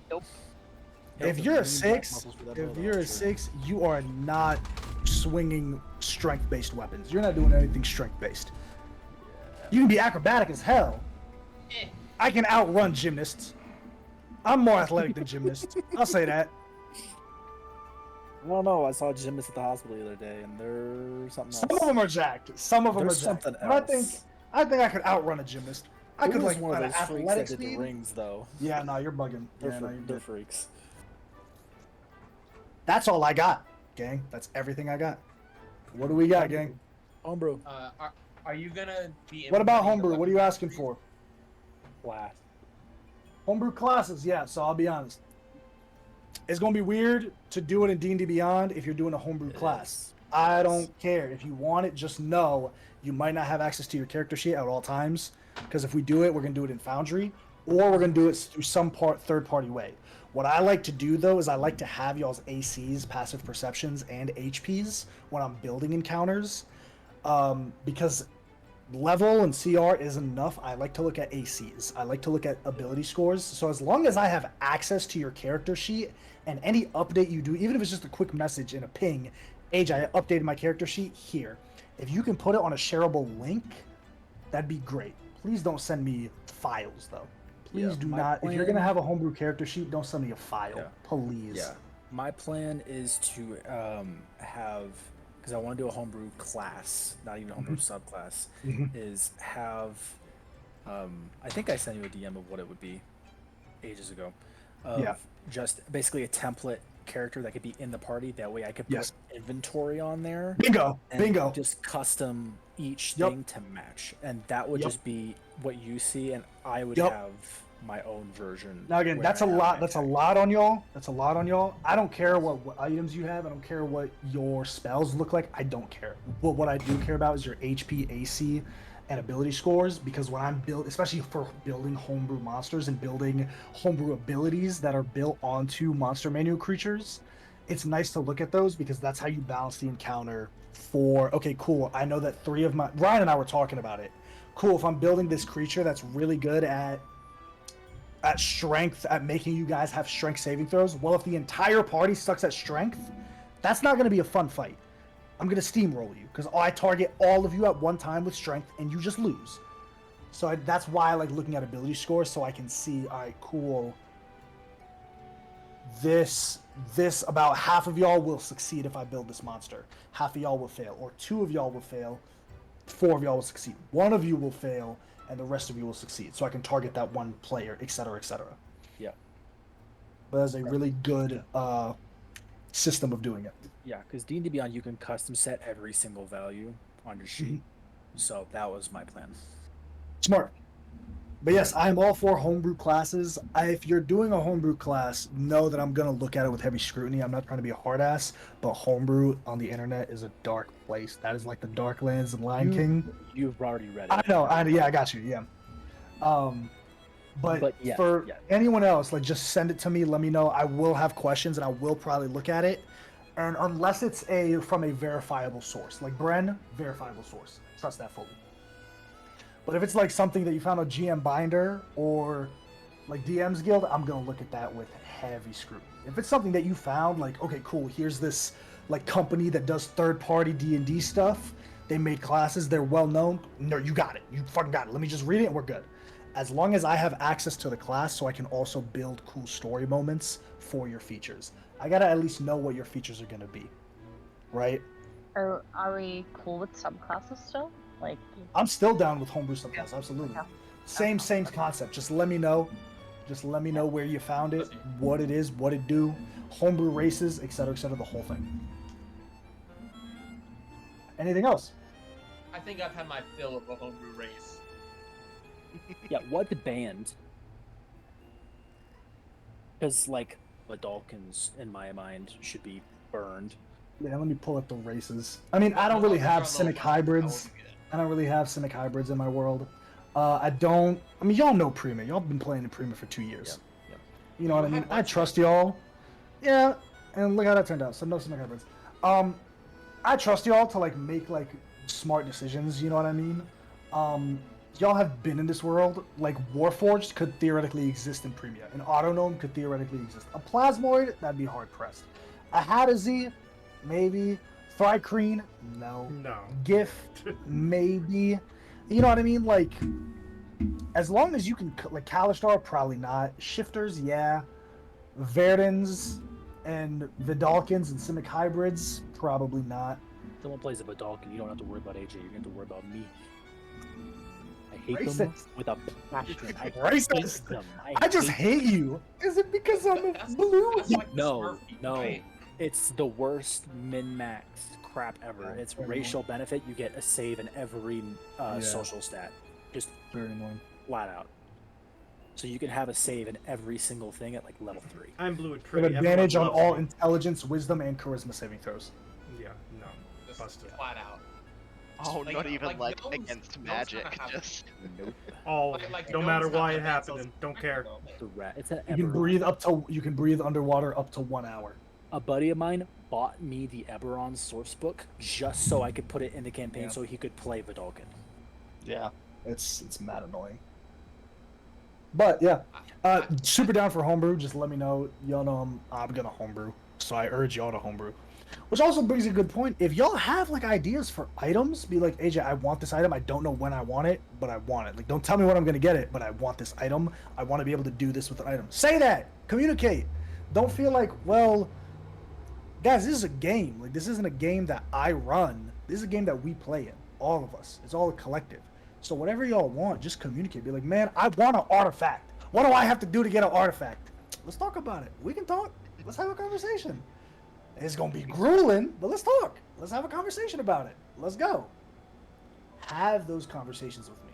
Be like, AJ, I want this. I don't know what item I want, but I want to be able to do this thing. Okay, cool. Let's talk about it. Anything else? And you say that, and I've asked for one stat, and you guys all laughed at me. We know why I'm you joking. want that stuff, though. I'm joking. I'm joking. I didn't say I'd say yes. I'd say just ask. I never said I guarantee it. Yeah. Just, you can always ask. No, Okay. honestly, I feel like I'm in on the joke at this point, so I'm just playing along. Yeah, Karina. Could we have, for my sake, I'm dying of curiosity, have you any idea where in Premia or where it's gonna be set? I know. Do y'all really want to know or do y'all want to wait? That's up to y'all. Wait, The majority we're of y'all so want to far know. away. Yeah. So far away. I want to know, but I'm. No, you Wait. don't. Wait. Don't- Here's you what I can will wait. say. Here's what I will say. Since we're talking about campaign 2, I will ask y'all, what do you want to see? Obviously, I think we can all agree on a lower scope. You know what I mean? A lower, like, not really necessarily heroes of the realm, but just kind of people. I think we can all agree on that. So that kind of goes unsaid. But tell me things that you want to see both mechanically, if there's something that I haven't brought up, in terms of how deadly do you want? Do you want a sandbox where it's literally like, all right, cool, I don't know, I just got to prep the area, which is definitely doable. It's not, don't worry about me. I'll figure shit out. Yeah, don't worry about me. What do y'all want? Setting, what do you want to see? Now's the time to talk about it. We're going to have another session 0 again after using this information, where we'll reiterate all of this stuff again. But now is a good time to plant those seeds and start. Okay, Fable. Plant those seeds and start really, developing ideas and letting our little brains go. So what y'all got? In terms of like setting and theme. Yes, anything. I think. What have we not? I don't think we've ever seen the Underdark. I don't think any of the campaigns have ever I've mentioned the that. Underdark. Yep, that's in there. That's already in there, baby. We were going to. Okay. We were going to. I'm sorry. Oh Don't no, be, don't be, Calypso. Ah! That's the immediate one that jumps out to me. Underdark is It would fun. be. Underdark is fucked. It's fun. It's fucked, but it's fun. Anything I'm else? trying to think. Besides for the Underdark. I'll also set the expectation. The scope of the campaign will be as big as you make your characters. If you're like, yeah, I'm a plains, I'm from the Nine Hells, and I'm here, and it's like, all right, cool. So now I guess we got to go to the Nine Hells, right? I fully expect to not go to a single other extra plane at all in campaign 2. Me personally. Dawn from Pandemonium. Yeah. Yeah, you can go back yourself. Yes, Danny. I remember at one point, Bolt was saying he may or may not join, and then at some point I was asked if I may or may not join. What is your max for players? Just curious. Like consistent players, I'll cap out at 7, man. I can't have 8 players because I'd be doing y'all a disservice. That's Like, understandable. if we do 8 players, then we gotta come to the understanding that, okay, I'm gonna be shutting y'all up a lot. Like, I'm gonna have to control the session a lot more, as opposed to letting y'all run free, because I have to contain the time. Because if we had like 7 hours to play D&D, I'd play 10 people. But the fact is, we typically only have 3.5 hours, 4 hours, 5 hours is pushing it on a big session. We typically, I know that I, at least, and I know Volt does it too, we try to keep that under that 3.5 hour mark max. Once it starts hitting 3 hours, Volt and I start finding ways to wrap up. We've talked about it at length. With 8 players, it's a lot. 7 is my max that I can comfortably run the game the same way that I've been running it currently.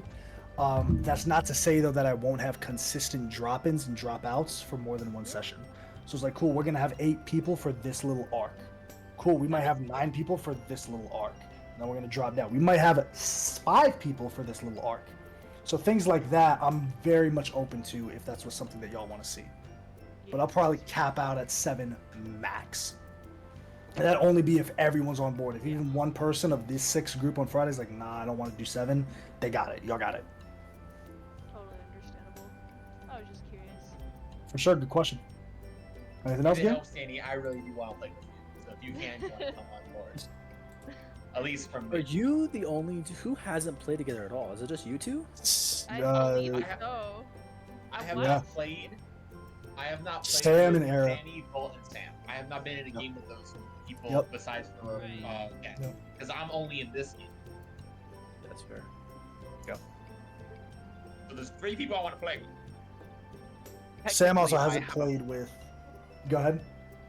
Technically, I haven't played with Volt because he's been DMing, but Same thing with Brent, I guess. Yeah, because he's been DMing on Saturdays. No, Volt's. Oh, no, Volt's Brutus. on here. Brutus. Duh. Yeah, Brutus. Duh. Brutus. Fucking hate that guy. He's not coming back. I don't care Come what y'all say. He's on. not coming back. Oh, No. man. No. Come on. Hey, No, hey, Brutus favorite is a- turtle, bro. You want to help us fight a god? Bro, he would be down. 100%. Dead. Anything else, good? Now this is all y'all's time. I word vomited a AJ lie. said Appreciate turtle y'all letting me soup. talk to y'all. Turtle soup for real. We're still doing the one-on-one session zeros for character creation. Yep. I'm excited about that. I've decided. I was running it back in my head. I like level 3 or start at level 5, level 3 or level 5, and I was like, no, level 3. We're gonna be running levels 1 to level 3 alone, all 6 of y'all. That might take an hour. It might take 6 hours. No, it might take 30 minutes. Oh, But it's essentially, you need to describe to me how you got to level 1. And I'm going to put you in different scenarios based on the backstory you send me and have pre-prepped, like a pre-prepped mini one-shot for you specifically after I get your backstory. So I would probably urge you all, when writing backstories, write a separate little area how you became level 1. Level 0 is a commoner. You got a punch attack. Use that as a base. How did you go from that to a level 1 D&D 5e character? I need you to explain that to me, or at least tell me what you're thinking, so that I can build something off of it. And then we can run that session, which I'll put you in moral dilemmas and character choices to make that could, whether you choose it or not to, dictate what happens next for your character from level 2 and 3. And then if anyone's together, I'll be running another session for those two characters, how they met, y'all tell me how y'all met, and I'll run it. And then what y'all have done together before the campaign starts. So that whole prep is probably going to take 2 or 3 weeks. And my plan is the second we wrap up campaign 1, we're going to have our wrap up little session where we go over everything. We go to Ryan, the lore keeper, and go over everything. And then from there, next week, I'm on it. I'll be whoever's ready. The second the first person is ready, we start. The second the last person is done, we start campaign 2. So it's really going to be at y'all speed. I'm going to be like, word, well, I'm off work at 7 every single day. Let's go. Is every single person coming in knowing someone else? I think so. I think we are 3 groups of 2 so far, based on base ideas. Yeah. It was a unique dynamic. Kind of like it. Kind of like it. It at least gives that solidarity amongst each other. So, you know, you already have one person to lean on when you're meeting these strangers.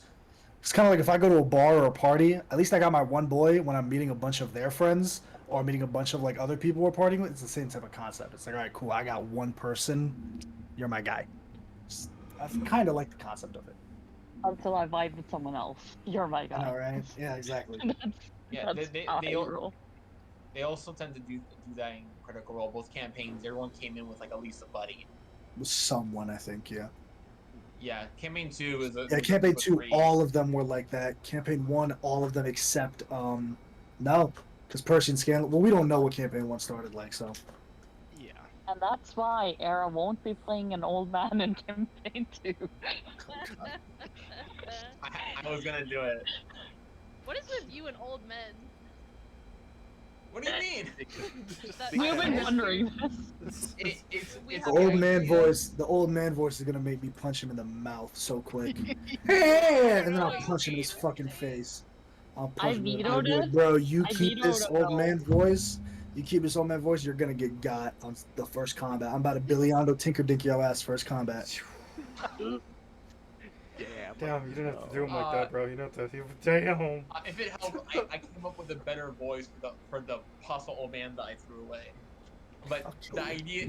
I sure hope so, because otherwise your backstory begins and ends at 3. But anything else before we like kind of break session and break recording juice? Anything else that anyone wants to go over with session 2? Anything that you think anyone wants to go over?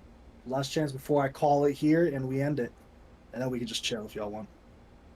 I'll definitely chill. I think something that we should probably talk about is just because like you brought it up, AJ, and I think that it's like a good point to make in the way of like, do we want something like more sandboxy, because that does put a lot more on us. Like yeah. I know there have been times, and like this is nothing against Volt. Volt is doing a great job. We are sometimes in, because obviously we're in a sandbox. With the Sunday campaign, it's a lot more sandboxy, and there are times where we're like, well shit, what do we do right now? And like there will be like it puts a lot more on us if we do like a sandboxy campaign. Like obviously AJ has to plan like a whole bunch of shit as well. But like from our point of view, like if he's asking us like, hey, do we want more like central story driven, like, you know, the princess has been kidnapped, that starts us on, you know, on our merry way, or are we half and like, hey, half. we're adventurers, we'll find a story. I think it's half and half. Like I remember I talked to AJ about it at some point. Even for characters, you don't necessarily have to have your arc dedicated to something that has already happened. Yes. Yes. And that's something that's on us to find the possibilities of, like, cool, I want to make this my thing. Like, okay, you're a fighter. Well, you meet up with some group of knights, and all of a sudden, well, I want to be a knight. And that can turn into something much bigger, into your arc or a arc. You don't have to have a single person from your backstory show up. Your arc is everything forward. Your backstory can be just that. It doesn't have to come and bite you in the ass. It can quite literally be like, my backstory is resolved. Here's my backstory. Here's what I'm looking for. Like, I want to be a knight. That's what I want. I have nobody in my past that'll help me be a knight. I don't care. Just got a family? Cool, whatever. Here's why I want to be a knight. Here's what I want. Things like that. And additionally, ask for story moments. It's okay to ask for story moments. Know that I won't probably grant them immediately, because I always like to have a story moment with a purpose behind it. You know, and I think I've described this to a couple of y'all. Like, I'm all for it, but I'm also going to tell you, all right, cool, I'm going to do that. You won't know when, though. Because if you ask for it and you're like, well, I want to do it, it's like, all right, it's not going to happen next session ever. Ever. Because then it loses that magic of D&D versus when I throw it at you randomly and I'm like, this is what you asked for 6 months ago. You did that to me on Wednesday for Talon. Yeah. It's just much more interesting. But how much more impactful was it because you didn't realize it was coming? You were like, when you prep for it, it loses that natural improvisation and that natural off-the-cuff reaction that you would do. You know what I mean? Then it becomes a scripted story. And while that can be fun for a lot of DMs and a lot of D&D players, that's not how I like to play as far as my players' reactions to things. You know what I mean? Like, I hate being like, okay, react to this like this. You know? But it is a good point, Brad. I think Bren made a really good point of there has to be a half and half. You know, I'll use Friday as an example. It was more leaning towards a central story, of course. There were also a lot of sandbox moments where it was like, all right, cool, what do you guys want to do now? You have this thing to do. And then you tie that back to a central story. I'll probably lean the opposite way, where it's like, it's more of a sandbox. Here's a couple of threads, but you'll never feel obligated or feel like, oh, we have to do this. I'm like, all right, here's a dilemma, here's a problem, here's this thread. You can walk away at any time. You can just say, no, fuck it, I don't care. Walk away. Yeah, just what is it? Just kind of collapsing storylines a little bit. I was like, okay, this one session thing, I wanted to go to this bar, this dive bar, and I saw something weird that kind of just bugged me, and I wanted to look into it and just like follow this guy home. And well, now it turns out he's with this thieves guild. Well, now I'm talking to a thieves guild. Yep. What are they doing? And now it's the continuously branching, expanding stuff that I think that we, as the players, can kind of explore a little bit more in regards to lower scale, lower intensity of what we're doing. And almost like kind of more time of, it's like, cool, you have your mission, but once you finish this job, like you escort the caravan, you kind of just doing whatever you want until you decide to do that again. Yeah. So. And the thing I'll say is, like, y'all, we're in a unique position because we play online. If using Bren's example of like, all right, cool, I follow this guy home. AJ, can he be part of a thieves guild? Fuck yeah, man. DM it. Hey, AJ, I want to, like, hey, guys, yeah, I want to follow this guy home. What do I got to roll? Roll stealth. AJ, can he be part of a thieves guild? Yeah, fuck, what am I going to tell you no for this random NPC that you decide to follow home? I'm going to be like, no, he actually is a baron of the, like, what are we talking about? Be like, I want him to be a part of a thieves guild because I want to explore that. Or, hey, can he be a monster of some kind? You'll know the twist, but your fellow party members won't. You know, and that could be really cool to also play in game and in character and be like, then you get to challenge yourself. Here's why my character wouldn't be surprised. Here's why my character is surprised. Oh, he's a monster, what the fuck? Ah! And playing that is going to offer you a lot more. Don't think of it, because it's not metagaming, it's telling a story. That's what D&D really is, and that's how I think a lot of us derive enjoyment out of. That's not to say that there aren't just going to be sometimes where we're just beating shit to beat shit up, because sometimes that's fun. Sometimes it's fun to put a battle map and just be tactical geniuses. Sometimes it's fun to do a dungeon crawl and do some wild shit. So, but yeah. I mean, I was about to say earlier, like, I wouldn't mind this one session of us just wrecking a bandit camp that is not prepared to deal with our level of harsh. Push the envelope as players. Push the envelope. Don't feel punch like your I'm head just off your here showing shoulders. up. Yeah, right? I really want there to be like a rumor and gossip thing. 5e is hard for that in It's tough. adventuring. I know, It's tough I to know. do in the 5e setting because I it's love like it. unless you're doing a political game or a Yeah. game that thrives on social relationships, it's hard to do. It's like what rumors are you gonna do when you're traveling from town to town, kicking ass and taking names? You know? It's hard to do. I like it because I love the like Court of Fame Flowers thing. I love it. But it's hard to do in 5e, man. It's hard to do in 5e. I know, but I love it so much. Yeah. Oh, And there'll be Might aspects of that if y'all decide to go a Reputation. political. Reputation. Yeah. You know, if you're a Like I mentioned it loudmouth on Wednesday. butcher blowing Yeah, everybody right? up, they might know about you. Yeah. It's also like I mentioned it on Wednesday, like had someone chose to be like a samurai or like really lean into the Shilao influence, I would have gave you the honor and dishonor score. You know what I mean? Like you would have had an honor score of like, all right, cool, how honorable are you because you're following this nation's culture that's really about like honor and respect. Speaking of cultures, I spent 3 hours writing a bunch of different cultures on the different races of Premia. Take inspiration from that for your characters. Don't feel like you have to do it, but it is a base to go off of. I really want to deal with. I'll put it like this on Friday because, again, the scope of it. We've never been to an elven sanctuary. Every city that we've been to has been a melting pot. That's not every city in Premia. There are some cities that are just dwarves, just humans, just elves. One thing I don't want, and I don't need to say it. I just have to say it, just to say it. Ain't no racism in Premia, man. Shut up. Like you can have a cultural bias. Don't be racist, you elf. Like no, be like I hate that you live longer than me. Yeah, it's like I hate that you live longer than me. You know what I mean? Like we joke Marco, but like objectively speaking, Marco's hatred of orcs isn't orcs. It was towards that clan that murdered his family.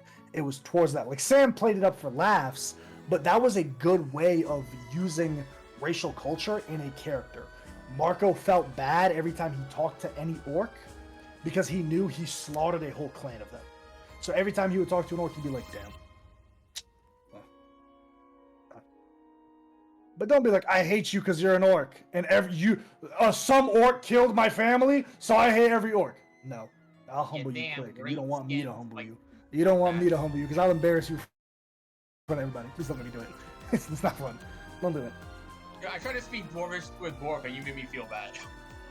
Yeah, because you were being racist as fuck. Yeah, I'm gonna go up to this dwarf and just speak. Yeah, like, in Dwarvish, I'm gonna say, like, bro, he speaks common. Just because he a dwarf don't mean he want to speak. It's like, okay, I'm put it like this. The equivalent of that is seeing someone Asian and speaking Chinese to them. That's the equivalence of it in D&D. I would beat the fuck out of you. Like in a supermarket in America, not in like a Chinese. Not going to China and speaking Chinese. It's literally like you're at Walmart and you see someone who's Asian and you start speaking Chinese. I'd be like, bro, I'm American. It's the same as me going to the doctor's office and getting complimented how well my Norwegian is. Sure. We don't understand that. I got no context for that because I'm America. So here's the thing. They see my they see my name, and they go like, "How long have you lived in Norway? Your speech is impeccable." Every time, every doctor's appointment, Man, same doctor's appointment for 12 years. Well, I wouldn't think about that. Same He's British. Let's just agree. That was my again first D&D campaign. Improve, learn. No, learn I lessons in get real it. life. We're just busting your balls, dude. We don't care. We're just busting Okay, your I balls. know. Although to be fair, that's What I'm saying is like, don't hate races simply for being that race. That's not a good look. although that actually has happened to me, but they've only gotten rid of. What was it, Danny? Knife ears is the shit. Shit kills me. Yeah. That shit's wild, bro. You knife ears? I'd be like, yo, whoa, brother. I'd be like, nah, bro. You get a nasty award. You get a nasty award.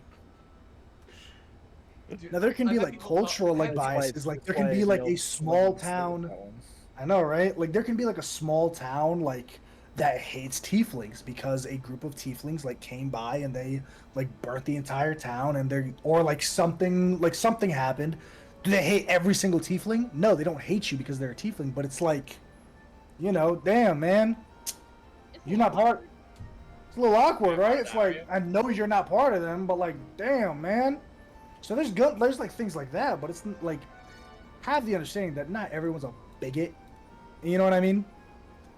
We'll just go off that assumption that no one's a bigot. We can tell a great story without racism. Bingo. And this is just a question for like some of the races, because I know like with Tieflings, Aasimar, and Genasi, their whole thing is like something happened to them that made them that way, and it's usually not like a line of Genasi going down the generations, or like a line of Tieflings going down the generations, or can it be that? It can be. That's in Okay. Forgotten Realms lore as well. You can It your parent can be a depends on tiefling and you can have a tiefling. You a can also have combination. 2 elven parents and be born a tiefling or Aasimar. You're, Well, as a I just Genasi, felt you like could that have a worked. grandfather that was a water elemental or a water genie or Can I- something. You know, like go ahead, Karina. Are we allowing custom lineage for the campaign too? Custom lineage is weird because to me it feels I very was like wondering. min-maxy because it's like I'm Okay. gonna take this and this. It's like give me a good reason for custom lineage. Okay. Give me a Need good reason. relentless endurance and like magic resistance. That's why I said That's- give me a good reason why you're doing custom lineage over another race. Give me that good reason. You see what I'm saying? Yeah. Because flavor is one thing and mechanics is another. You can be like, well, I'm half orc, half elf. Cool. Okay. That's Right? pretty much. Like what pick I was one. wondering. Like does it Okay. like okay What's cool, your like, dominant or which is your dominant half or why mechanically why are we doing custom lineage and not picking half elf or half orc? Talk to me. Yeah. And then if you can't decide which was there a cultural difference on how you were you raised? Were you raised by orcs? If that's the case, then I'd pick half orc. You can just say you look like an elf and be half orc. You know, your race mechanically doesn't dictate how you look physically. Because in the description it says tieflings can't be purple, and then in the book tieflings are purple. So you know, you can be a green tiefling. I mean, if you hey, want. I don't Gove give a looks like damn. he's made of sand. Yes. Like, Anything else? Could we have a little bit more of discovery? Like not like artifacts, not like magic weapons, but more like There's not enough lore girth. or Sorry. yeah. I know. I embarrassed Give me- myself. I'm Sorry. not sure what you mean. Continue. Give me an example. Like this museum thing that used to be like a museum, more like Indiana Jones collector thing. Okay. Yeah. like I'm still- like lore discovery through Yeah. player initiative. Yeah. I mean, Yeah. I was gonna. Kind Let's of see this kind of one. like Atlantis when you're exploring. Mm-hmm. That's why discovering like new places or culture landmarks and stuff like that. That's really up to y'all. You know what I mean? Because it's Okay. gonna kind of be like, all right, cool. If you go to this place that's really like low inhabited, you're probably gonna do those by nature. But if you're like, all right, I'm gonna go to this area where there's a bunch of people, everything that's discovered, that's discoverable, has No. been discovered. But But I yeah, assume there are parts in Premia that is untouched, Yeah. or mostly. Yeah. Okay, cool. I was gonna mention this. And that's the thing. yeah. Go ahead. I was gonna mention this in private, but because it's come up from someone else, like my background is archaeologist. Yeah. So like it'd be cool to actually go somewhere where I can collect like not magic items, just like this Yeah. is an artifact. This is like. So then that's the thing. I need you as players to vocalize that and be like, this is what I want to do. Like Ryan said, you need to take initiative as a player because I won't know unless you tell me. Again, there's also 6 of y'all, so it's like I need to find a reason why all 6 players and characters would be invested enough to go there. You know what I mean? Because if it's just like, yeah, let's dick around and let's go to an archaeology hunt. Cool. Why? Why are 6 adventurers? Why are 6 people that can fight monsters going here? Why? We need a why. You see what I'm saying? It's definitely the kind of thing of like, and AJ has a story, and so he's like, okay, well, these are the things that I'm doing for the story. If unless there's like, oh, I need to set up like this specific character moment, it's like, if you're not gonna tell me, then like, well, like I'm setting up for a specific thing. If you don't let me know, then I can't know, you know? Where do I fit that in the thing? It's Exactly. like, oh, I'll just randomly put this in. It has no relation to anything else I'm doing, and nobody's asked for it. But I'm just gonna do this for this character for no reason. For what? Yeah, exactly. Yeah. Well said, around. Like I said, I was gonna message you privately about it, but someone else brought it up. It's a good point. Very good point. Very good point. Anything else, gang? Keep it coming. I like this. I like this a lot. It's a good conversation. Yeah. But like with the archaeology stuff, some of that just we can. I think something that just we need to kind of understand is that we can do boring stuff. It's like, cool, you want to go to the ruins. It's like, cool, it might be nothing. You might hit a trap and it drops you 500 feet into some underground cavern, and now you gotta get out because there's a Hydra there. Bingo. But don't go looking for things like we're going here to look for a magic item. It's like you're doing it because your character would do it. If your character would do it, then I can build something off it. You see what I'm saying? Yeah. Well, yeah, like absolutely. I will say about the world at large is we've been to a couple of different cities in Premia, but when you think about it, we've been to a lot of cities that, like I mentioned earlier, are melting pots. So there's a lot of different races, right? The cities that we've been to are either major cities of 10,000 plus people. Zargos is the biggest city in Premia. It has about 300,000 inhabitants. Ormond has about 90,000 to 100,000. Kaijor, about 20 to 40,000. The cities that we're going to be seeing as far as scope in Premia or in Campaign 2, it's either going to be a massive city. We're not exploring the whole city. You're confined to this district, bub. Here's where we are. We're in this district. Some of the other city will come up, but you need to explain to me why the fuck are you going to around the city other than just going there? Explain to me why. What's going on? Or we're going to smaller niche cities where magic shops might not be a thing. You know, I've realized that for me in Campaign 1, it was either very small hamlet or very big city. I'm going to start implementing those middle grounds where it's like, okay, this is a very niche city. It's still a couple, like 10,000 people, if that, like 8 to 9,000 people. Still a large city, still a lot going on here, but you're not going to find your everything. They're specialized. There might be a lumber city where they're only, or there might be a mining city where they always deal in ore and mining. So you see a lot of like that in their culture. Maybe it's by close proximity, and here's how the city started, by this, that, and the third. So that's what I would move forward with, the assumption that every city we've seen thus far is a major city of the world. It is a melting pot. That's why in the new maps, I'm not labeling cities like that. I'm labeling the major cities, and everything else is going to be blank. And then the roads. Everything else is blank. Right there. Who knows? Go inside. We'll go in. Figure it out. Yeah. Anything else? Yeah. Keep it coming, gang. Keep it coming. I'm just going to open up my character creator just to see if anything pops out at me. I know you said like we can do homebrew subclasses and stuff.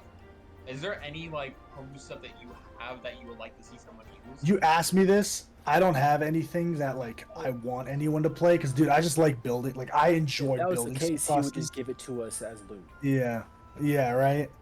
Exactly. Like I just enjoy building it for the sake of it. If someone wants, is like, hey, I want to play this, by all means, cool. I built it to play, but I'm not gonna be like, hey, you should play this, unless like you build this character again. Character first, mechanics second. Because if you build something and you're like, AJ, I don't know what mechanically to be, here's the character I want to play, then that's a conversation I'm more than willing to have. Hey, cool, we can design a subclass. If we're going to design a class together, I'm open to it. I gotta need your full cooperation if we're designing a class. I do not want... I have these ideas. AJ, can you build this class for me? Suck my dick. AJ, let's sit down, let's build this class together. You just be like, I have this idea, can you build a class for me? You can kiss the whole roundest part of my ass. Love y'all. fuck you. Okay? Yeah, 'cause that's a lot of work. It's a lot. No, I'd be more than willing to collaborate on one, but we gotta both come at it together. and I'll be honest, I don't want to step into that realm. It's a tough one. I'm playing with someone now that has a homebrew class, and the DM is getting tired of it. It's a tough one. Building it, I've built one class in the past. It's hard. Because then if you build a class, you have to build the subclasses. And you have to be multiple subclasses. So it's a big ordeal. If you're thinking about playing a homebrew class that we have to build, we need to start now. We're not going to start at the end of the campaign 1. We're going to start now if we're thinking about building a homebrew class, right? And This question would never have popped up to me if I didn't literally just open up my character sheet and look. On there's prerequisites for feats, and I don't foresee this being a thing that I would ever use, but there are some that are specific, like tieflings can take this one. Only tieflings get it. Dragonborn, I think, are the only ones that can get like Dragonhide as feats. Some of those I feel like are much more narrative. Like, cool, you had this intense encounter where you were covered in dragon blood. Now you have Dragonhide, and because you coincidentally leveled up. Yeah. Things like that, I don't really know. It's a very weird question. I would say again, like that's like you said, it's so touch and go, and it's like so specific. Where it's like if it happens, and you'd be like, hey, again, always go thematic first and narrative first, and then mechanic second. Be like, AJ, this happened. You did this thing. Do you think I could take this? Is that open like, the route? Like absolutely. Do you think this opens it for me to take this feat? You think, even though I'm not a dragonborn? Yeah, dude. The fucking you bathed in a dragon's blood for a night. Yeah, that's kind of sick. Fuck yeah. You know, like Volt and I'll use Odavin as an example. When he became Draconic Sorcerer, we even talked about that where we were looking at different feats for him to take at his next level up. And he was like, well, this would be cool because like dragons. Let me find it actually. there's a few good dragon themed feats. There's a couple of cool feats they get. He finally went And- sorcerer, huh? He sent me that. He He's sent been me that sorcerer for a plan. while. He Yeah, sent me he's been that sorcerer page for a while. a year ago. Yeah, he's been sorcerer for a while. Dragon Fear. When angered, you Yeah. radiate menace. You increase your strength, con, or charisma by 1. Instead of exhaling destructive energy, use a breath weapon to roar. And I was like, that is kind of weird for you currently. But since we introduced like his uncle turning into a dragon and like being corrupted by a draconic presence, that would be something that should Odavin go down that route, just talking on my ass, he could maybe take in the future. You know what I mean? Even It's though not that's something locked I behind even dragon. see myself doing. It Yeah. just went. It's a good thing to bring up though. Good thing to bring up. and there Juice, is you doing some alright? of You've been those- quiet for a bit. Just checking on you. You got anything? No, I'm good. I have no idea for campaign 2, so I have not really a lot. I'm really hyper focused on just what I'm doing right now. Good. For sure. So For sure. yeah, Which is super fair. Super fair. I just want to bring it up just so we have that conversation ahead of time, especially for ideas that are going to require us to work on. Know that your campaign 2 character will take a backseat until campaign 1 is done. I'm saying that to a blank term for everybody. It's like cool. Like if you send me a backstory, I'm not going to read it. So don't ask me about it. You send me a backstory for campaign 2, I'm not reading it. Sorry. Who wants the template I made? I do. Yeah. That'd be kind of Okay. sick. Talix's Just put backstory it- template is so good, dude.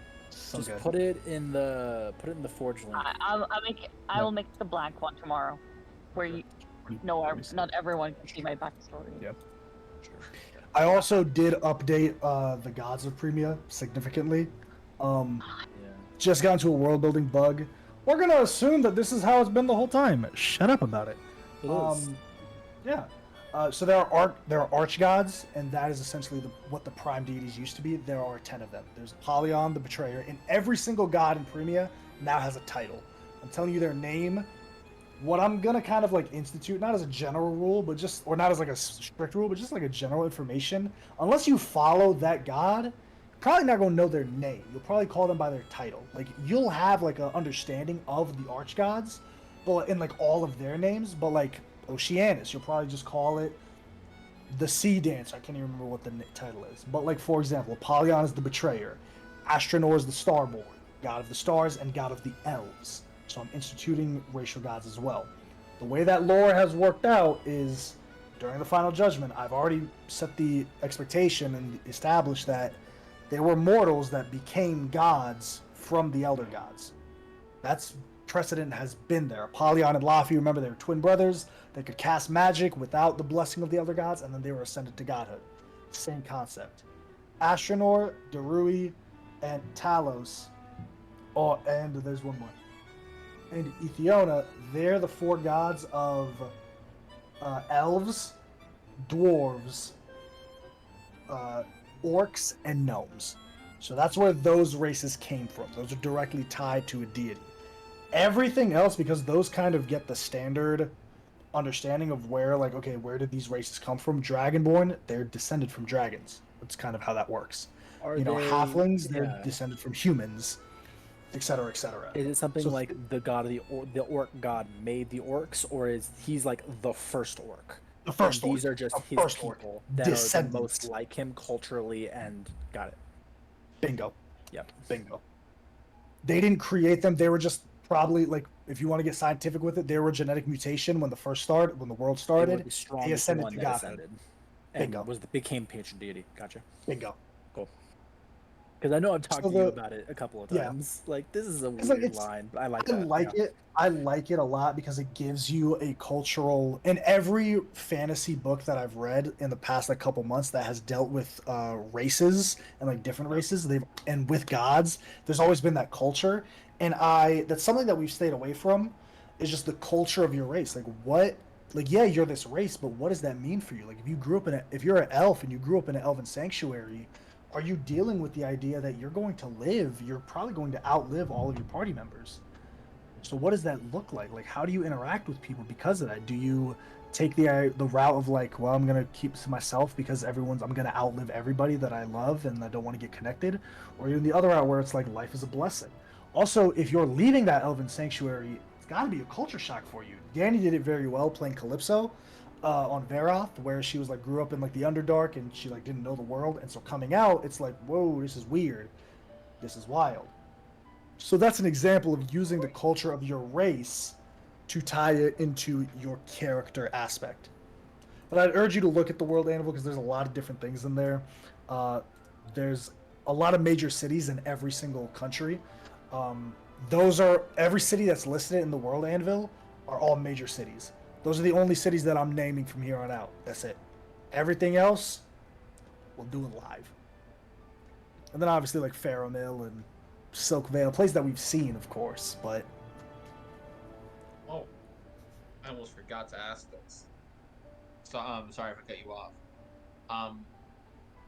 I know it was mentioned at one point of like considering it, but the weapon masteries or like as one-time special thing to do with a weapon, is that gonna come up in? We're gonna see how it comes out in 1D&D by the time that comes around, because they're still working on that system. That system isn't polished yet. It also depends on, like, do we have full melee people? Because if so, then abso-fucking-lutely. Like, if we have a full melee class, then absolutely. Now, the weapon mastery is when I'm breaking it down in my head, the weapon mastery is a way to balance martial characters with spellcasters. That's what it's for. You know what I mean? So I'd definitely be open to it. I can't give you a decisive answer on it yet. That's fine. I was just wondering if it was being considered, because if not weapon mastery, for sure. I've seen like other things that work. Yeah. Go ahead, Karina. Is it possible of maybe introducing a couple of new weapons? Yeah, I'm all for that ideas of what you guys got, but again, it's going to be down to y'all. If you want to be like, I want a chakram, by all means, it's pretty dope. Let's figure out what the damage die would be of that. Probably not a D8, maybe a D6. It would be like a short sword. No, what are the properties of that? Yeah. I have a couple ideas. Yeah, for sure. I have something. Yeah. If we're going to shrink the scope, can we up the stakes? Absolutely. By byproduct, it's going to be. Like, I'm not coming after a city. I'm coming after your loved ones. Yeah. I'm coming after your favorite bartender. I'm not coming after the fucking the realm. I'm coming after the guy who talks funny and who makes y'all laugh. That's who I'm coming after. Oh god. Don't touch Bolo. Boblin the Goblin, he's the first on the chopping block. But I get what you're saying. That also brings me to a point because it's a good point, Juice. How deadly do y'all want Campaign 2 to be? About the same as Campaign 1, or do we want to have, like...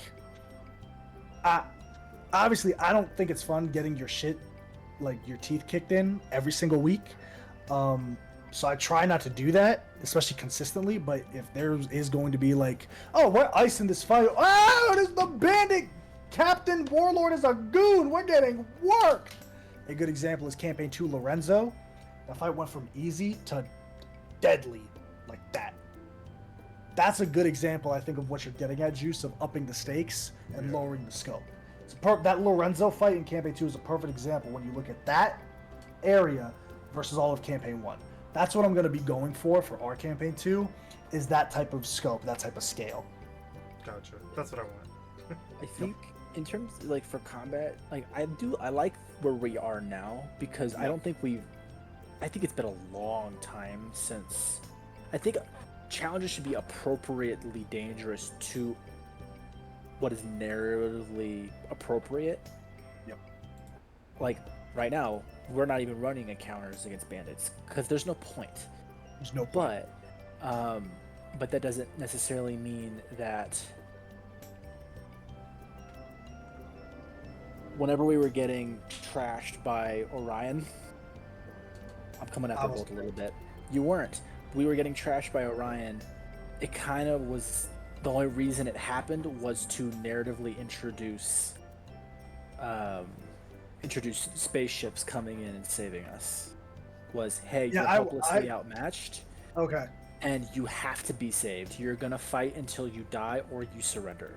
That is more like, is that because there was no way to avoid it? It's we can't stealth underneath their radar. It's just they know exactly where you are instantly. You can't run. You have no choice. I get what you're saying. So if we're going to lose, let it be because of mistakes made or because by y'all. It is in a way that doesn't just make us go that we were supposed to lose that fight. Here's the example that I'll give you. You all ever play like an RPG and there's like that tutorial boss that your character, like Sekiro is a good one, like you lose that fight at the beginning because you're supposed to, like it's not about like technically you could win that fight. You're gonna lose the fight, man.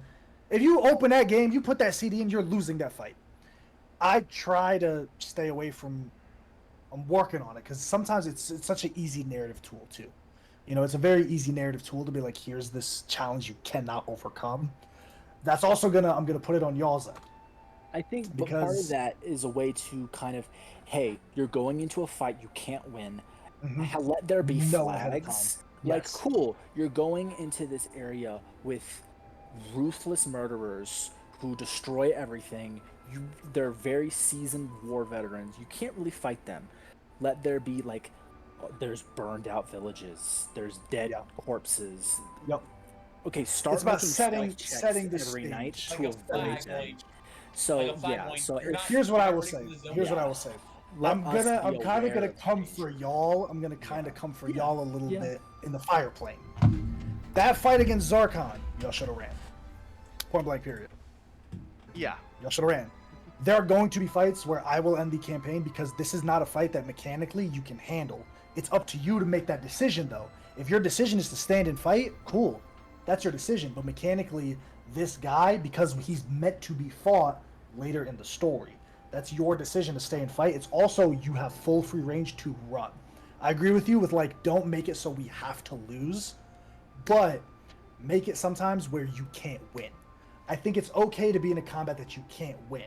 Yes. I think it's not okay to be in a combat that you have to understanding lose. of the danger that we're going into at the start. Yes. Like, Yes. cool, we know this is going to be the worst encounter for us, but we still want to fight. That is easier to swallow than, cool, I walk into this fight under the assumption that this is of our level when it's not. Because we don't know. So we can for sure. So I'll tell you all this. I'll ask you. Sometimes. And be honest with me. During that Zarkon fight, had y'all TPK'd, would y'all have been able to swallow that pill? The Zarkon? In the fire plane against the guy that was switching the elements, the false king. I actually didn't feel terrible about that encounter. Would y'all been able to swallow that pill had y'all TPK'd from the fire elementals? Nope. I think I would have been confused. I- Because I'm not sure it really felt like a guarantee, like even like a 70-80% TPK. That's the thing, right? Because that fight wasn't meant to be lost. It also wasn't a fight. Like, I don't build my encounters with y'all in mind of like, all right, you're gonna win this fight. You know, that's you can build encounters like that, but difficult encounters, deadly hard encounters, you never build them with the idea of you're going to lose this fight. But you never can build them with they're going to win this fight. You have to build the encounter like that. But I'll put it like this: how do we TPK'd? Honestly, y'all, I had Cadmus be like, "Yo, y'all gotta go. We should run." Ah, fuck that, Cadmus. Okay, there's a first wave of fire elementals. There's a second wave of fire elementals. There's a third, fourth, That's on fifth, us. sixth wave. That's on y'all that Yes. y'all stayed. Oh, yeah. I and had y'all to would've died. remember. I had to remember that. Do you see what I'm saying? So That- it's like we that gotta would've been- take. I think That's on would've y'all. been okay. I would have been okay with that one because that's like cool. We Because got, remember like, how we had walked a away bar from that before. fight? Yeah. All of us walked away from that fight like there's no reason why we That's should right. be alive That's right now. That's right. The Yeah, way right. I felt on that fight was some mistakes were made in combat, and there was a clear like a thing that we had. There to was a just make turning right. point. There was a Focused. clear We turning focused point where and made everyone was sure. like, there was a clear turning point where everyone was like, "Oh damn, this is dangerous. This is way more dangerous than we thought. We knew we were fighting the false king, but this is nuts." At This that guy point, is Timothy. I urge y'all to understand, both mechanically and narratively, it's okay to run away. Yeah. Armies in real life do it. They have a tactical retreat. It's okay to be like, we are running. You don't have to finish every single encounter. You can run away and live to fight another day. That's something I would urge y'all to do in combat. If there's a combat where it's like, damn, you're down, and just sometimes the dice roll like that, because you know we're rolling with dice. Sometimes I could crit 3-4 times. It's okay to be like, we're in the woods. Why are we still here? Let's run. Let's go. Yep. Because then that makes a better narrative moment of like, we're weak, we're damaged. A perfect example, not to my own horn, but in Auroch, when Auroch was burning, the stakes were y'all could not win this fight. The win condition wasn't to kill these guards. Y'all were still fighting the guards though, and were kicking ass. But more and more came, and more would continue to come, and more continued to come. That moment of Jarlan carrying Hoxley on his back and just dipping, that's a badass moment. A moment of Cloris running up, that's a badass moment. That Bard making the last stand and being like, go, that's a good moment. And that moment came from y'all understanding it's okay to run away in this situation. You see what I'm saying? So I'd urge y'all to do that a lot more. At this campaign 1, y'all level 16. Y'all bitches ain't running away. What you run away from? No, like It one helps of that us- we all have been playing together for 2.5 years now, and we're all much more aware of each other. That's why we get to have conversations like these on for the next campaign, 100%. I do Can I do I- love and like with the idea and like Oh, you're how next, I how got you. you're setting up the campaign to be.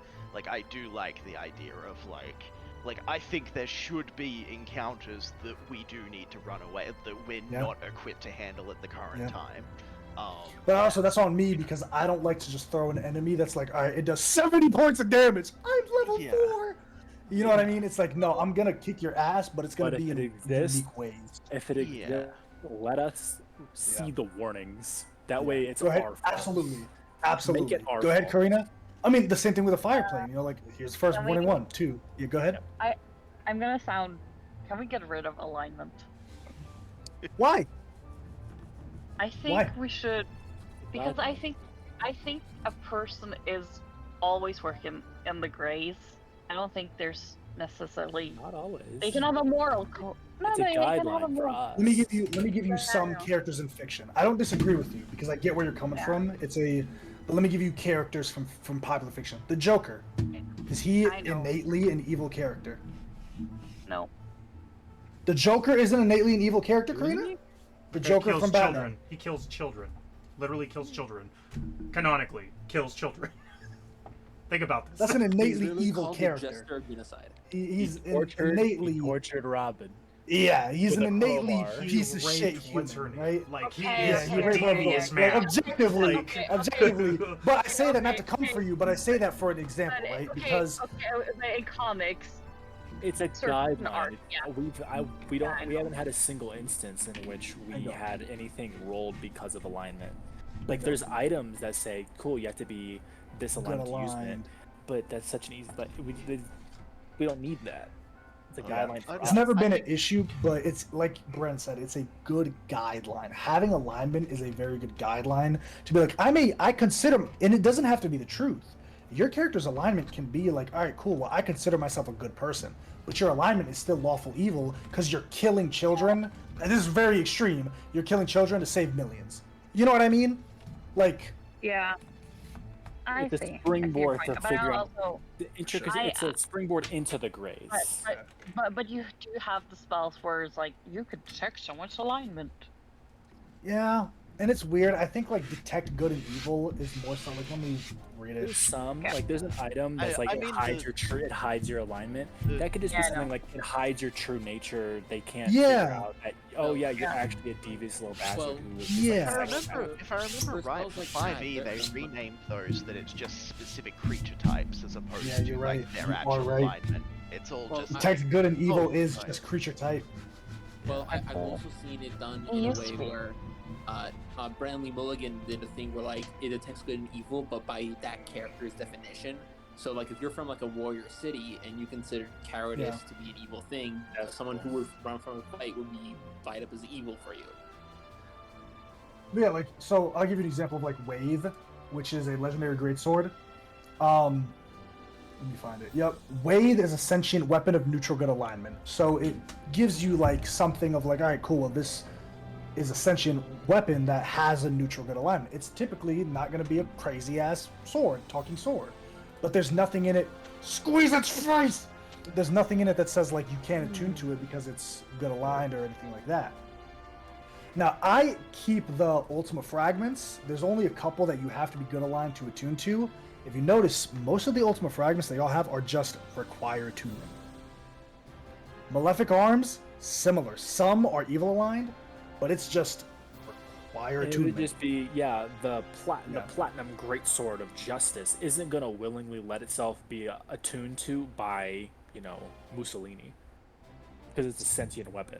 I get where you're coming from, Karina. I wouldn't stress too much. Kind of just to put your mind at ease. I wouldn't stress too much about it. We don't do a lot of alignment stuff in. Like, I don't think I've ever been like your alignment is not chaotic evil. You are now did it evil. once, It's like a super loose early guide. on. Yeah. You did it once before even Karina was part of the group. I don't know. Personally, Maybe. I Probably. tend to identify more with like the lawful versus chaotic than the good versus bad, because really, Good like, point, what too. defines good and bad? That's a good point too. There's inherently good things in the world. There are inherently bad things in the world. That's just at least in my opinion. There's inherently good things, inherently bad. Now, you kill someone, that's a bad thing to do. But did you kill someone for a good reason? Absolutely. Still killed someone. Lawful evil. So I think that's where alignment comes in. Will I ever ask you to be dictated by your alignment? No. Right? And your alignment can change, but like Ryan said, it's a springboard into characterization. But it's a very good thought. It's a very good thought. Marina was ready to die on that hill. She said the Joker isn't innately evil. You were ready to die on that hill, baby. I've read a lot of Batman comics. Okay, I run a comic festival. And you want to La, la, la. And you still wanted to hit that argument? Nope. heinous villain. Literally. Anyone else though? This is a lot of good stuff, y'all. A lot of good stuff. Let me pull up. I'm gonna pull up my homebrew page just for those side rules that can be fun. I'm gonna stop the recording here. Absolutely.